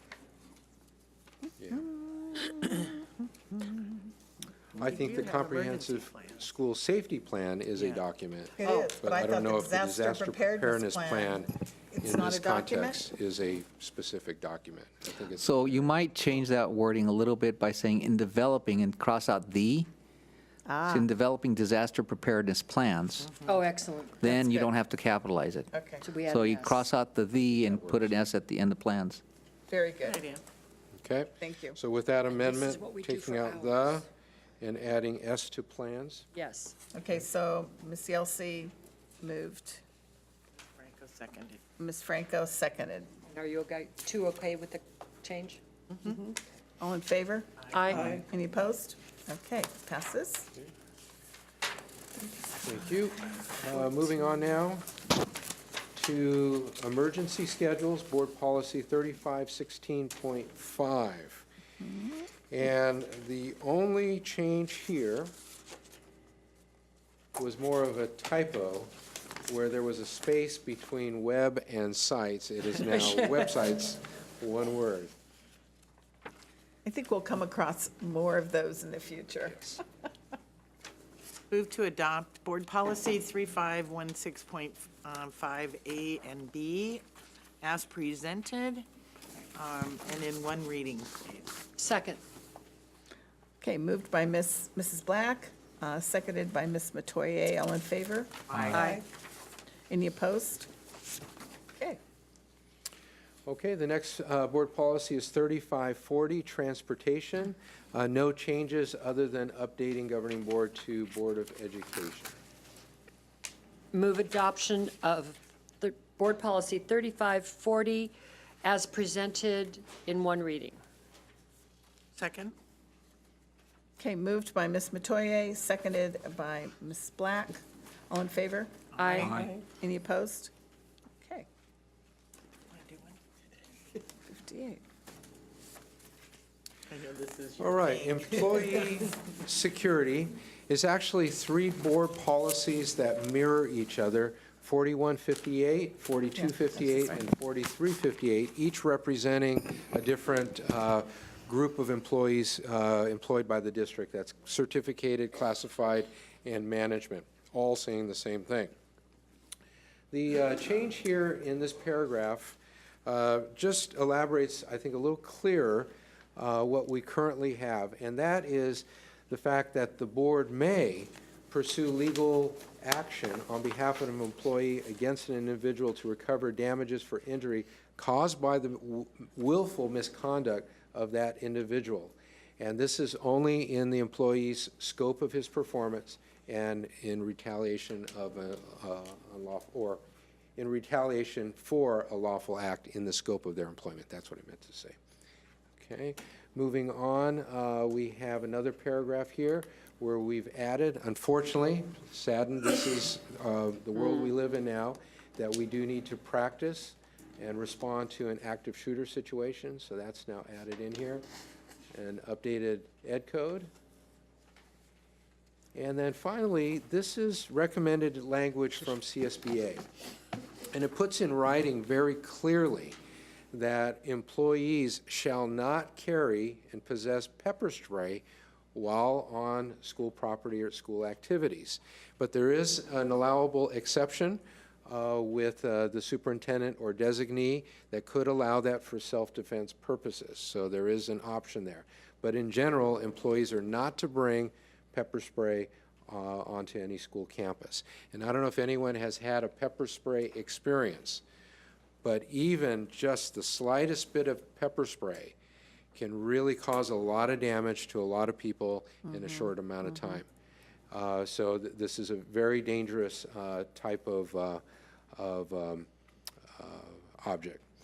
And then finally, reporting of injurious objects. This is wording to make very clear that we as school employees all have an obligation to do something if we see or hear about an injurious object being on campus. And these are 3 options. Employees have to do at least one of them or more. For example, they can confiscate the object, of course, when it's safe to do so, and deliver it to the building administrator immediately. They can notify the principal, who shall then take appropriate action, or immediately call 911 and then the principal. So this makes very clear our current obligation is to do something. Exactly. Yeah. And, yeah, because I like the part in there, the employee shall use his/her own judgment. Yes. And, okay, I just have one, and I'm sorry I didn't catch this. I'm on the committee, if you haven't guessed. So, Editing. First paragraph, comprehensive safety plan should be It is. capitalized. Is it? Oh, I didn't see it. Go It is back. there. Yes. Oh, sorry. Okay. Ours it wasn't, but on the packet. On the packet, I compared this with the Webpage. webpage, but I must have made a mistake. I do that. Okay, also, I'm sorry, we have, before we approve that, I should have, Dr. Dowdy would like to speak to that. I apologize, I didn't get you. Oh, we haven't voted yet, okay, No. good. I was about to move it, but Yeah, we'll wait. Okay, so I don't apologize. It's I all was good. right. Thank you. So a couple of more questions related to this. So I think this is a good change and a positive change, and I like what's there. Some questions I have is, one is it's bringing forth this time about not having pepper spray on campus, but it doesn't reference other weapons. So when I was reading the notations, it mentions policy 3515.7, which was firearms on school properties, and the 3000s, I believe, are related more to us as employees and other things internal. And then there's a bunch of 5000s, which are related to the students. So I was on the website, for regulations, and I couldn't find the 3515 policy about firearms. So maybe it just needs to be activated as a link. So the reason I bring that up is because if we have a policy here about pepper spray and we have a different one about firearms, I wanted to be able to make sure that we had something about firearms or other weapons. I agree. Just did that. My second question is related to the section immediately afterwards talking about weapons and injurious objects. And this is it's a bit of a concern when we're saying to a staff member, it is up to you to decide whether to try to remove a dangerous weapon from someone else. And I would want us to give some training or some advice or a memo or some scenarios where we can give them some advice because we don't want anyone to take on more than they can. Right. And then also, I forgot to mention this before about pepper spray. One concern that I have is if we're saying that you don't have pepper spray on campus or on school property, there are several employees that will carry a small thing of pepper spray on a personal keychain for their home. And maybe they leave it in a handbag or a backpack. Maybe they leave it in their car. So if this is what we're implementing, we need to educate our employees that they know to remove that personal pepper spray from their key ring, and they put it in a place that is safe. And then if it's in their car and their car is parked on campus, how does that qualify or not qualify? Because I understand that if it were to accidentally go off and in the presence of students, that could be very inflammatory, even if it's just a mild thing and it's inside a handbag and it doesn't really disperse. Especially if somebody has some health considerations, that could be significant. So a couple of questions. Huge discussion. Thank you, and we did, the committee had a huge discussion on this. It was, but the gun, do you want to reply to some of this? We can see if we like your answer. Yeah, Ms. Snell, exactly. We had quite a bit of discussion over the addition of this language. I concur with Dr. Dowdy that if this policy is updated to reflect pepper spray, that is something we would then notify all of our staff and to make very clear. We are aware that people may unknowingly be bringing something that is for self-protection for all the right reasons, but bringing it onto campus, and we need to make sure we're real clear in terms of what's acceptable and what's not. I do know from a personal experience working at a school site, high school site, where a teacher did bring exactly that, and it was in the purse and fell out, and a student found it and didn't know what it was and turned it in. But, you know, you never know what a kid can do with that. And I've also had an experience where we had to evacuate the entire school because someone sprayed pepper spray in the hallway. And it was really disruptive, and several students got affected by it. So anyways, but I do think the amendments that we've made are good, and we can certainly pursue the suggestion of making sure our staff is informed. Ms. Metoyer? Just for clarification, when we were discussing the confiscating of the object, we were thinking more in terms of, oh my gosh, Mrs. Metoyer, I went camping this weekend with the Boy Scout troop, and my Boy Scout knife is in here, and what do I do with it? Then it would be, give it to me, I'll take it to the principal, you can come by after school, take it, and go home. Under those circumstances, that's confiscating the dangerous object. If someone was standing there with a knife and pointing it at me, I don't think I would try to confiscate and wrestle the person to the ground. I don't care if they were 5 or 55.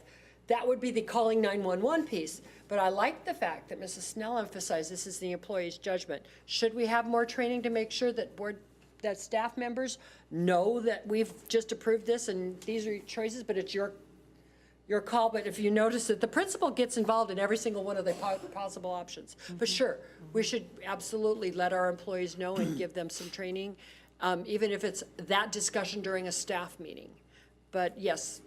So as well as the pepper spray, we would have some discussion or something going out to the employees about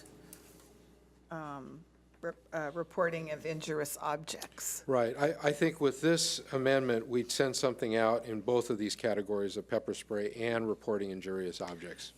Okay, and we didn't talk about guns. Yeah. Yeah, and an injurious object is It could be a Oh, it gun, it says could weapon. be a knife, it could be something, it could be a pen that's been altered into an injurious object. And I think it's broad for a specific reason, because it covers anything that can be used as an injurious object. Okay? Is there, I'm sure there is. It's, What is Board Policy 3515.7 is firearms on school Okay. grounds, but if it's not active, is there, They will be active. They're not active right now. The links aren't live yet. okay. Okay, does that answer your question? Most of the links are live, but when you're in the process of changing, But we they didn't- become but a little dormant. We didn't change 35.5.7. No, but the link on this page isn't live. Oh, gotcha. But then, okay. It will be. Yeah. Okay, I would be surprised if we did not have 3515.7. But did you say, Dr. Dowdy, you couldn't find it? Is that what you said? I did not see it. Oh, I don't think it is live. you know, Well, it should be. okay, we need to look into that and make sure it's on there. But I thought we were having under the safety, that we were doing that, wasn't the federal government, or maybe I'm hearing that from CSBA, that there's more discussion, about the firearms, and so maybe they just haven't thoroughly been able to make a recommendation yet. Yeah, Am I mistake, because I haven't been able, because I'm curious about, because you hear so much, I was listening to NPR and they're making recommendations that, some school districts, are allowed to pack, to vote on it, and the teachers are allowed to, have guns, but Yeah, that is not the law. That is, but they are having conversations about it. Yeah, and as they should, with all the talk about gun control and That's right. violence on school campuses, as they should. Very clearly, firearms is not prohibited on school grounds. And it is Exactly. ed code and state law, but we will make sure that policy is where it should be. Yes, Well, even so if the maybe we haven't superintendent. just, once we figure it out, I think it would be nice, for information reasons, maybe You at want the to bring next this board one meeting. back? Okay, Whole thing? yeah, Okay, I will move to- Just because the Okay. links are okay, we're gonna, not operational, I we're just gonna want to make bring that sure one back, yeah. we look at some, We're going to bring this one back now? Yes. yeah. I just want us to look at it and make sure all the links are Yeah. right. And Well- it might be something that's in the CSBA model, but isn't in ours. I know we're having discussions, or, because I've been reading quite a bit about it this year. So, Okay, good call, Dr. Dowdy. Okay? okay. All right, we will bring that one back. Moving on to safety, Board Policy 5142. And on this policy, the one amendment we made was to strike the first sentence under this category. And I just want to assure everybody that we had discussion about this, and this is actually a city function who employs crossing guards on public streets. That is not a district function. So we wanted to make it very clear by removing this sentence. We also kept in the second sentence, which states that we do review the crossing patterns or the traffic patterns for pedestrians, and we do confer with the city in areas of need. But we wanted to make very clear that this is a city function to provide crossing guards out on public streets. And we do, just in case somebody goes to Newport Coast, is it Newport Coast? We do have a crossing guard, but it's on our property. That's correct. Yes, okay. Okay, anybody want to move? Move adoption, Board Policy 5142 as presented in one reading. Second? Okay, moved by Ms. Matoya, seconded by Mrs. Black. All in favor? Aye. Aye. Any opposed? Okay, moving on. Okay, the next board policy is 5145.11, questioning and apprehension by law enforcement. And this is right under Dr. DiAgostino's wheelhouse.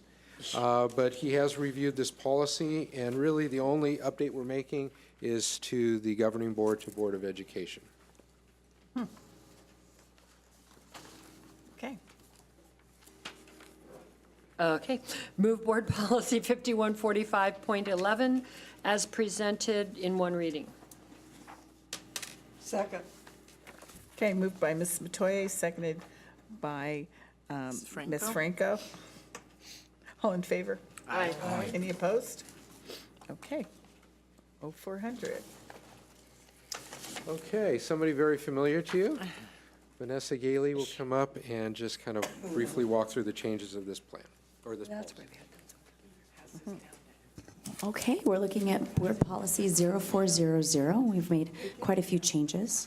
So one of the things you'll notice is that we wanted to make sure that we are aligned to ensure consistency among district approaches for student academic growth and achievement. So really looking at the purpose of bringing all the plans together.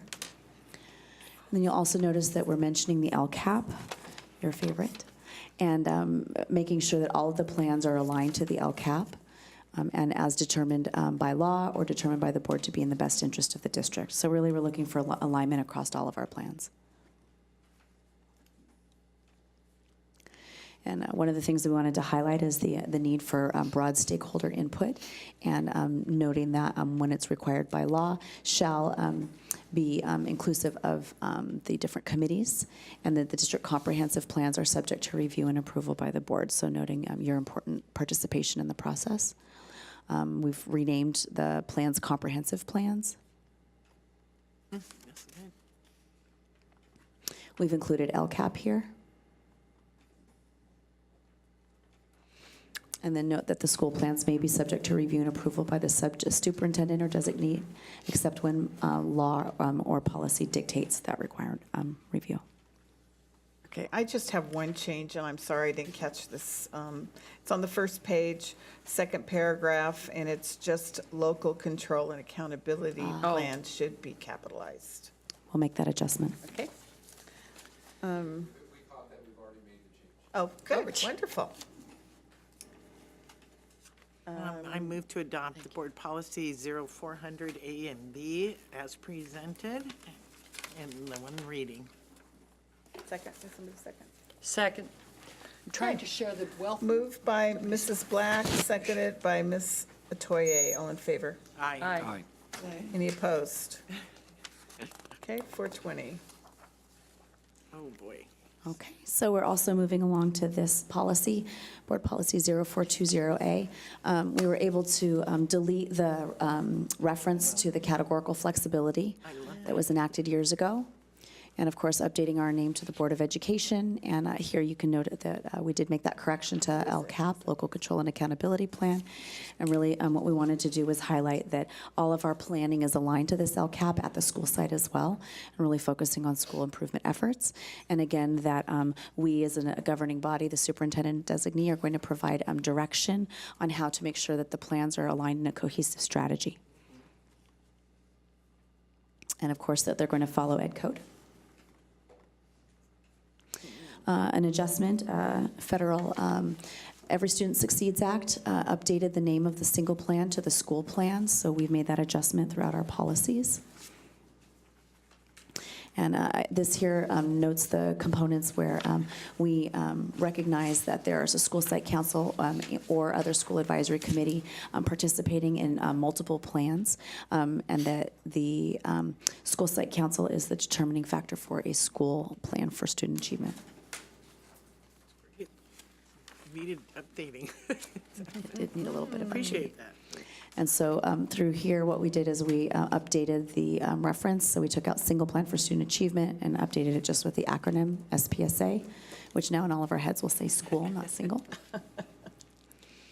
And then brought in the consistency, especially in noticing down here, the board shall review and approve any subsequent revisions that include material changes affecting the academic programs for students participating in these state and or federal programs. So we've removed the word categorical. And again, we want all of the plans to be comprehensive and align with a comprehensive district plan, especially when it's required of state or federal funding. And then this puts in a mechanism in place for what to do when the plan is not approved. We will have to communicate the specific reasons why it's disapproved and make sure that the school site council or committee understands that. And then they have to revise and resubmit the plan to you for approval. We remove the language about school site block grants and outdated legal references. Move to adopt Board Policy 0420, A through D, as presented and for a first reading. For first reading or in one reading? In one reading, I'm sorry. That's okay, just wanted to make sure. Second. Okay, moved by Mrs. Black, seconded by Ms. Metoyer. All in favor? Aye. Any opposed? Thank you. Okay, our last one. Who would be here? I have two. Okay, the last one. Board Policy 0450, Comprehensive Safety Plan. I just want to point out that this is obviously existing policy, and it says that our comprehensive safety plans will be presented, reviewed and updated by March 1st of each year. That was approved tonight on consent. Oh, yes. So I just want to point out that through the hard work of Vanessa, Dr. Phil DiAgostino, all of our school sites, we were able to get those revised and updated now in November, which to me makes a whole lot of sense. March is way too late to be finalizing a safety plan for all of our sites, so I really appreciate that. But the change here to the plan, other than some capitalizations along the way, is we wanted to add some language to make it very clear that these safety plans are accessible to the public. And it's at all of our school sites, so any member of the public can view that, except for information that we deem sensitive or can compromise the site safety, or any tactical responses that we have for any potential criminal incident. So we felt that was a very important line to include and make very clear to any person who wants to view these plans. So those are our changes for this policy. Okay, so I have more capitalization. Go back to the comprehensive safety, the title. Okay, now just roll down. Okay, where are we? No, okay, there you go. Okay, after all, second paragraph. See there, comprehensive school safety plan. That needs to be, the safety needs to be taken out. Correct. I mean, I'm sorry, school needs to be taken out, and it's capitalized. Got it. And then, on the next paragraph, same thing. Next paragraph, same thing. In the last paragraph, is it fixed in one of them? Okay, there's, yeah, okay. But see, okay, so the next paragraph is the school safety plan. That should be the comprehensive safety plan. Yeah, right here, right? And I know Sherry can find them all. There's 4 of them. Yeah, it looks like we got all the others. We missed that. Yeah, yeah. Oh, there's 1, 2, 3. There's, did you get that one? Yeah. Yeah. Yeah. Okay. Yeah. And that one. There's one on the next page. Yeah, there might be one on the next page, Sherry. She'll find them all. Okay. Did we do that one? Did we move it? No. Move adoption of Board Policy 0450 As amended. as amended and as presented and amended as presented in one reading. Second. Thanks. Even though that's very confusing. I know. Okay. So that's moved by Ms. Metoyer, seconded by Ms. Frankel. All in favor? Aye. Okay, thank you very much. We got that through this When pretty we're doing these painlessly. policies, I just can't help but think, I used to have a sign over my desk, inch by inch, anything's a cinch, you know? Yes. So appreciate all the hard work, because we know. Yeah. Just yeah. reading it and going through it is hard work.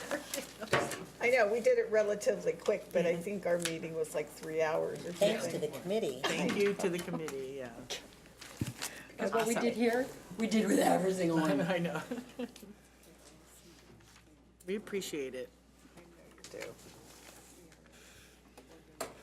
I know, where am I? Okay. Board member report, is that where we are? Board member reports.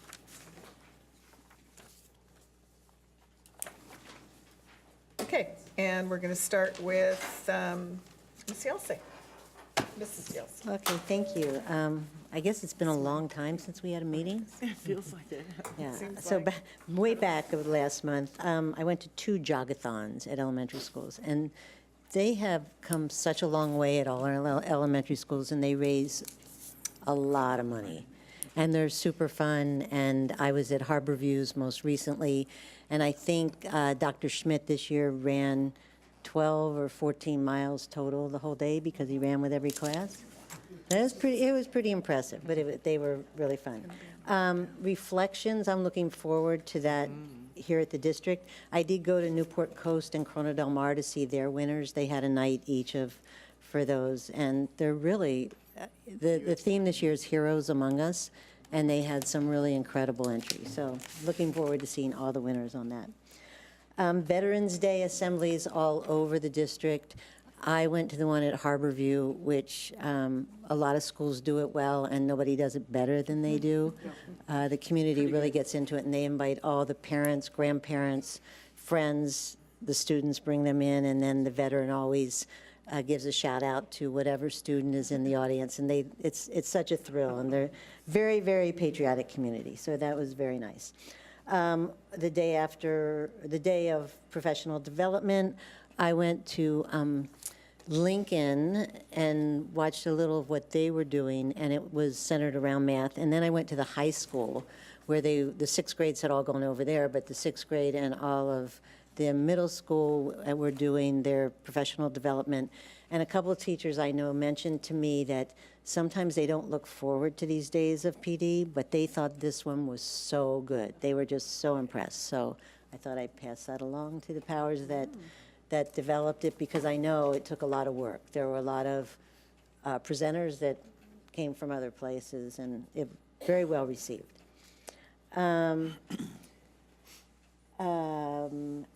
Mental Health Task Force. Last year, I went to the first meeting of the Mental Health Task Force that Dr. D'Agostino and Angela Castellanos put on. And I invited myself to the first one this year because I really want to be on their committee. And it was pretty amazing. It was Dr. D'Agostino, Angela, Sarah was also involved in this, and they had a lot of the school psychologists, the social workers, the counselors, some of the vice principals, I think, were there, and a couple of parents were on the committee, and it was a really great start. I believe they're going to have these meetings quarterly, but just talked about making our schools safer with crisis assessment and risk assessments and things like that. Asked for suggestions on what we should be doing. There was a round table where each table was looking at what do we do well, what do we need to do better. And it was a really robust discussion, and they do such a good job. Student Services does such a good job of bringing in this whole mental health aspect. So I'm looking forward to inviting myself to the next meeting. Dr. D'Agostino. So, that's true. Oh, and also, I did attend Midsummer Night's Dream at the high school, and it's the first time I believe they've done a Shakespeare play over there. They did it really well, very well acted. We'll compare. Yeah, it was good. Yeah, and we have season tickets, remember, so. Well, we had our first student advisory committee meeting, and mainly just to get to know one another, and then the students were able, our high school students were able to kind of come together and choose some priorities and talk about things they would like to focus on. So our next meeting is this Thursday, and I'll be interested. And we have a rotation where each school hosts the committee. So we meet our first meeting, and I believe our last meeting is here in the boardroom each month. And so we'll be meeting at Early College. They always sign up first, and and they have some goodies for us. So I'm going to be really curious, and I'll share their. I'm anxious to share their top priorities. It'll be fun to see that, and then formally congratulate Shar and Karen, and Michelle, Bartow, and Ashley. Congratulations, and we really look forward to working with you. We're excited to share some confidential stuff with you as well. We don't get to do that We very don't get to talk often, about so. either, yeah. Yeah, when that's possible to do. I know, when it's possible, we can't wait. So anyway, we look forward to it, and congratulations. They don't get sworn in until the I 11th. know, we know the rules, but I'm We're gonna still follow the I'm looking forward rules. to it. We know the The rules. Ralph M. Brown Act is very clear. Yeah. And this is my mentor here. So I have to tell you, and I am going to share it later, but I worked not once, but twice to get Judy Franco off the board before I was ever on the board. And I was almost successful, except for when I met with her in a one-on-one. And I have to, I don't know how I'm going to get through it. I'm going to have to call her, because I just, I admire you so much. And, and I'm not leaving you out, Walt, either, because, you put up with me as well, and I appreciated your leadership in that. But in Judy's case, she was just so patient with me, and I was such a know-it-all, and I did know it all, I must say. did know No, a I'm lot. just kidding. I'm kidding. But she would say, you have to come up to Sacramento, you have to go to Washington, D.C., and I would just say, they don't listen, so why we go? But when Judy Franco walks in, to the different offices, they not only listen, they stand up when she walks in the room, and they listen. And so, and also locally, she's, so I really, got a heck of an education, and I'll always be grateful for that. And your friendship too. I actually turned out I liked you. There's a piece of that. But and I won't apologize because I did think I knew it all. But I wanted, I just want, you to know that we honor you for that. And because you are very patient with us. You still have to give us a history lesson, and we'll, but we learned, so we appreciate it. And sometimes my history lesson is not that valid anymore. Well, that's okay. So I have to be History is patient, always too. good, so we don't repeat itself. But anyway, congratulations on your retirement, and Almost. And I promise that we'll call and give you the. You'd better. We will. Don't leave me out of things. I know. I'm going to have a very difficult time for a while. Yeah, it'll be a tough one. We do. We know that, but You we'll have make a sure. patio now. Huh? You have a patio, you can come visit. I'm your still friend. here. Yeah. No, but you have a patio in your name, so you can actually move in. You could actually. I can That's your bring my patio. bed. Yeah. With a little sign that says, Judith A. Franco is in, Yeah. and sit on a table. No, but we don't. And also, not to, make you feel even more sad, but all the delegates at CSBA have been writing on a regular basis, and they'd all like to make sure, they've been letting us know that they would like to, be included in any celebrations that we hold. good So, Lord. well, when you're almost 40 years, out there, you definitely, and I know our PTA is, excited and asking questions about, so you can be proud of your service. You did a great job. Thank you. Thank you. We do the big cheering at the big thing. I know. Now I'm going to spend a whole lot of time saying thank you, because it's everybody that makes something work. And it's listening and responding, and sometimes it's having to say no. Other times it is say, okay, that makes sense. And that's a lesson that is often forgotten, I think, when you get into sticky situations. So thank you for all of the work that all of you do, because that has made my work much easier. And that includes staff, too. So thank you, guys. And other than that, I have no report. I have nothing to add other than to congratulate Ms. Franco on her years of stupendous service to the district. Well, I got to congratulate you. Look at all the stuff that you did with the city before you ever came on the school board. It's okay. Yes, a lot of years. And they're still messed up. The city. Poor city. Sorry. Since our last board meeting, we had the soy gala. Did you want to talk about that? I don't care. Because otherwise, I'll leave it for you. We had Halloween. It's been a while since we've had a meeting.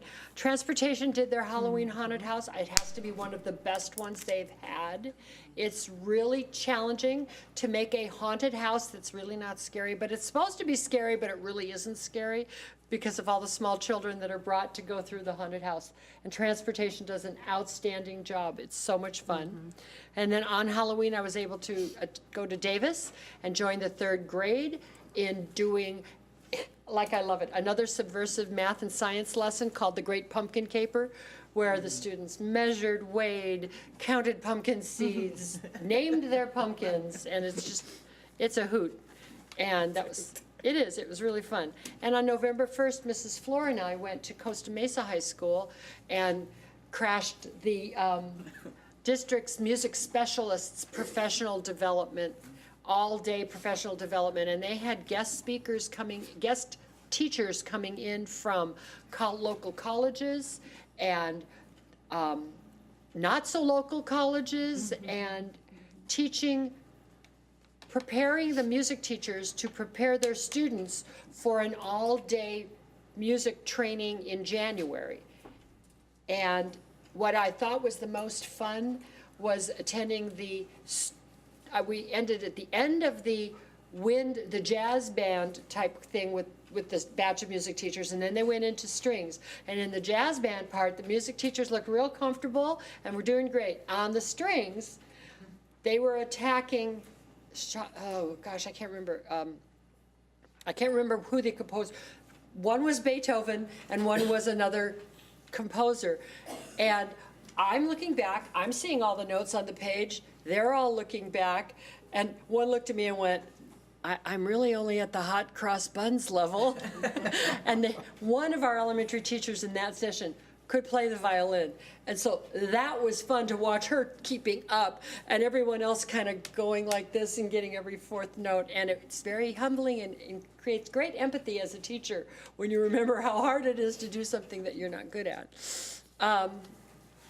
And then I was able to attend the Costa Mesa Middle School production of The Lion King, which is, actually I enjoyed it more than I enjoyed Broadway because it was very professional. It was more fun to see what you could do with sweatshirts and crepe paper and things to make elephants and hyenas and giraffes. And they pulled it off, and it was so much fun. And it was one of the few times that I saw the audience was filled with kids. So that was just delightful. And I am attending Midsummer Night's Dream this Saturday. I'm not sure if I'm going to the afternoon or the evening performance, but we'll talk. Because I have never attended a Shakespeare play at an elementary school. Actually, I don't know that since I was in high school, I went to a Shakespeare play. Yes.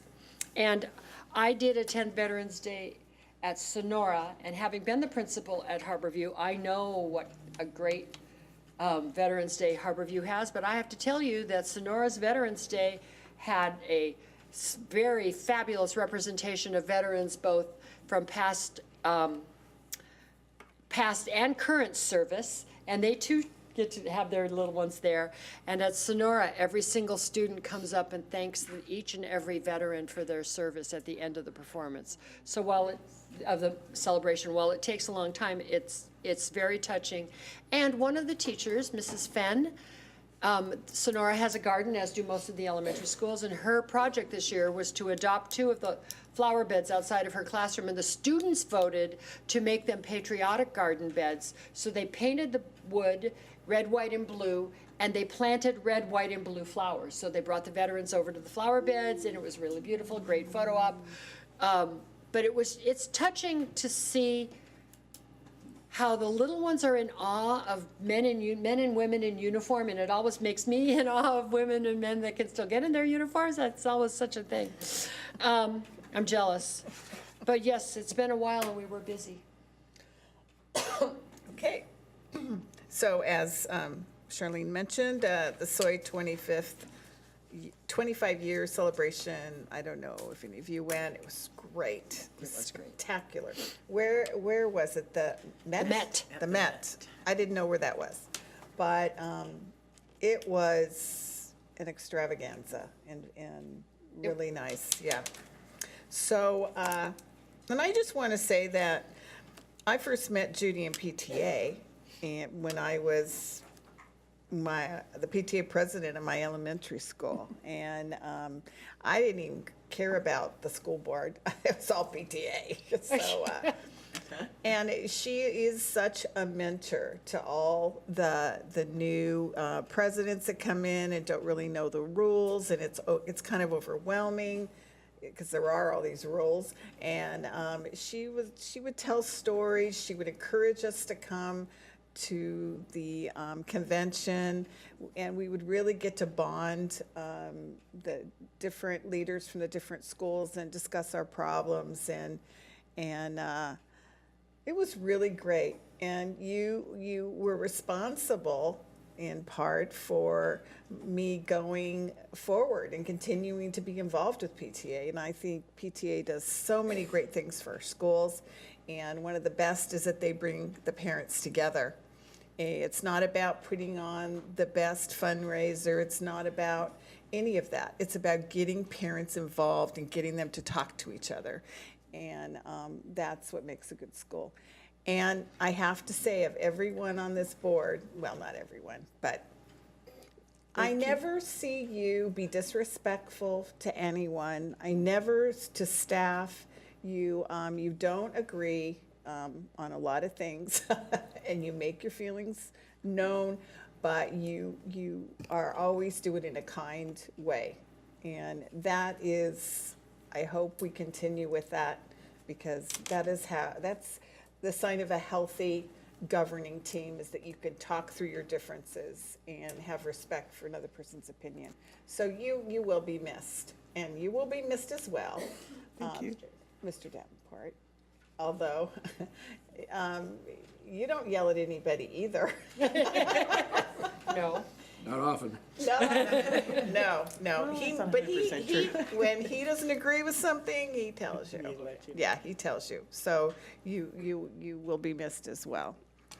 Anyway, moving on. You have committee reports? Do you have a committee report? The Youth Sports Council met.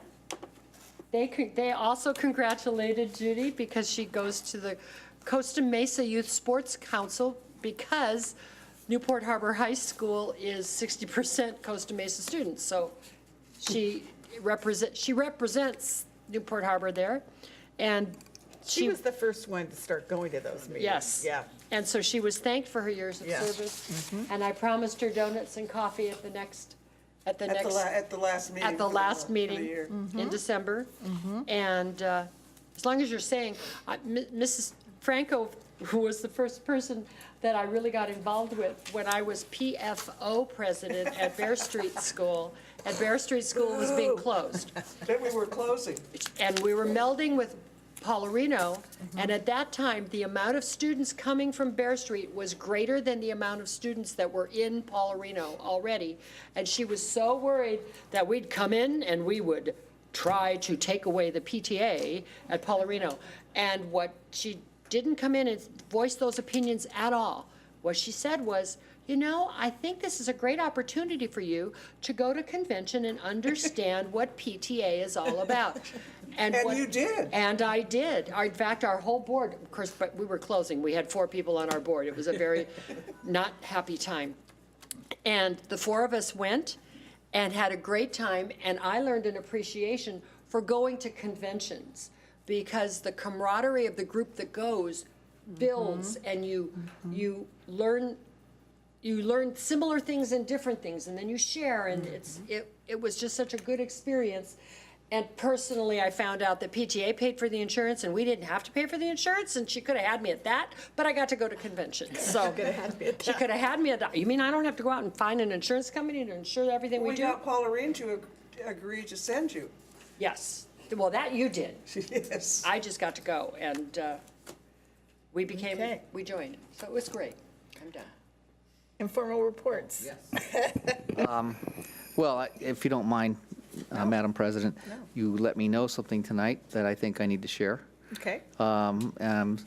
Unfortunately, we lost a very close partner to the district in the city today. It's my understanding that Mr. Tom Hatch resigned tonight from the city of Costa Mesa, city manager. That's a very big loss for us as a district. All the years that we've developed a relationship with the city, Mr. Hatch was the key.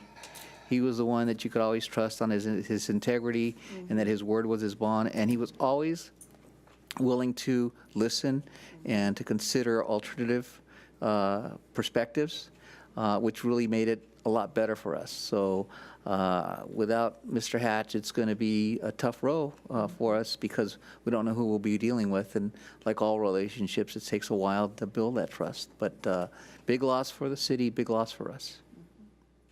Great. No report. Just one quick thing.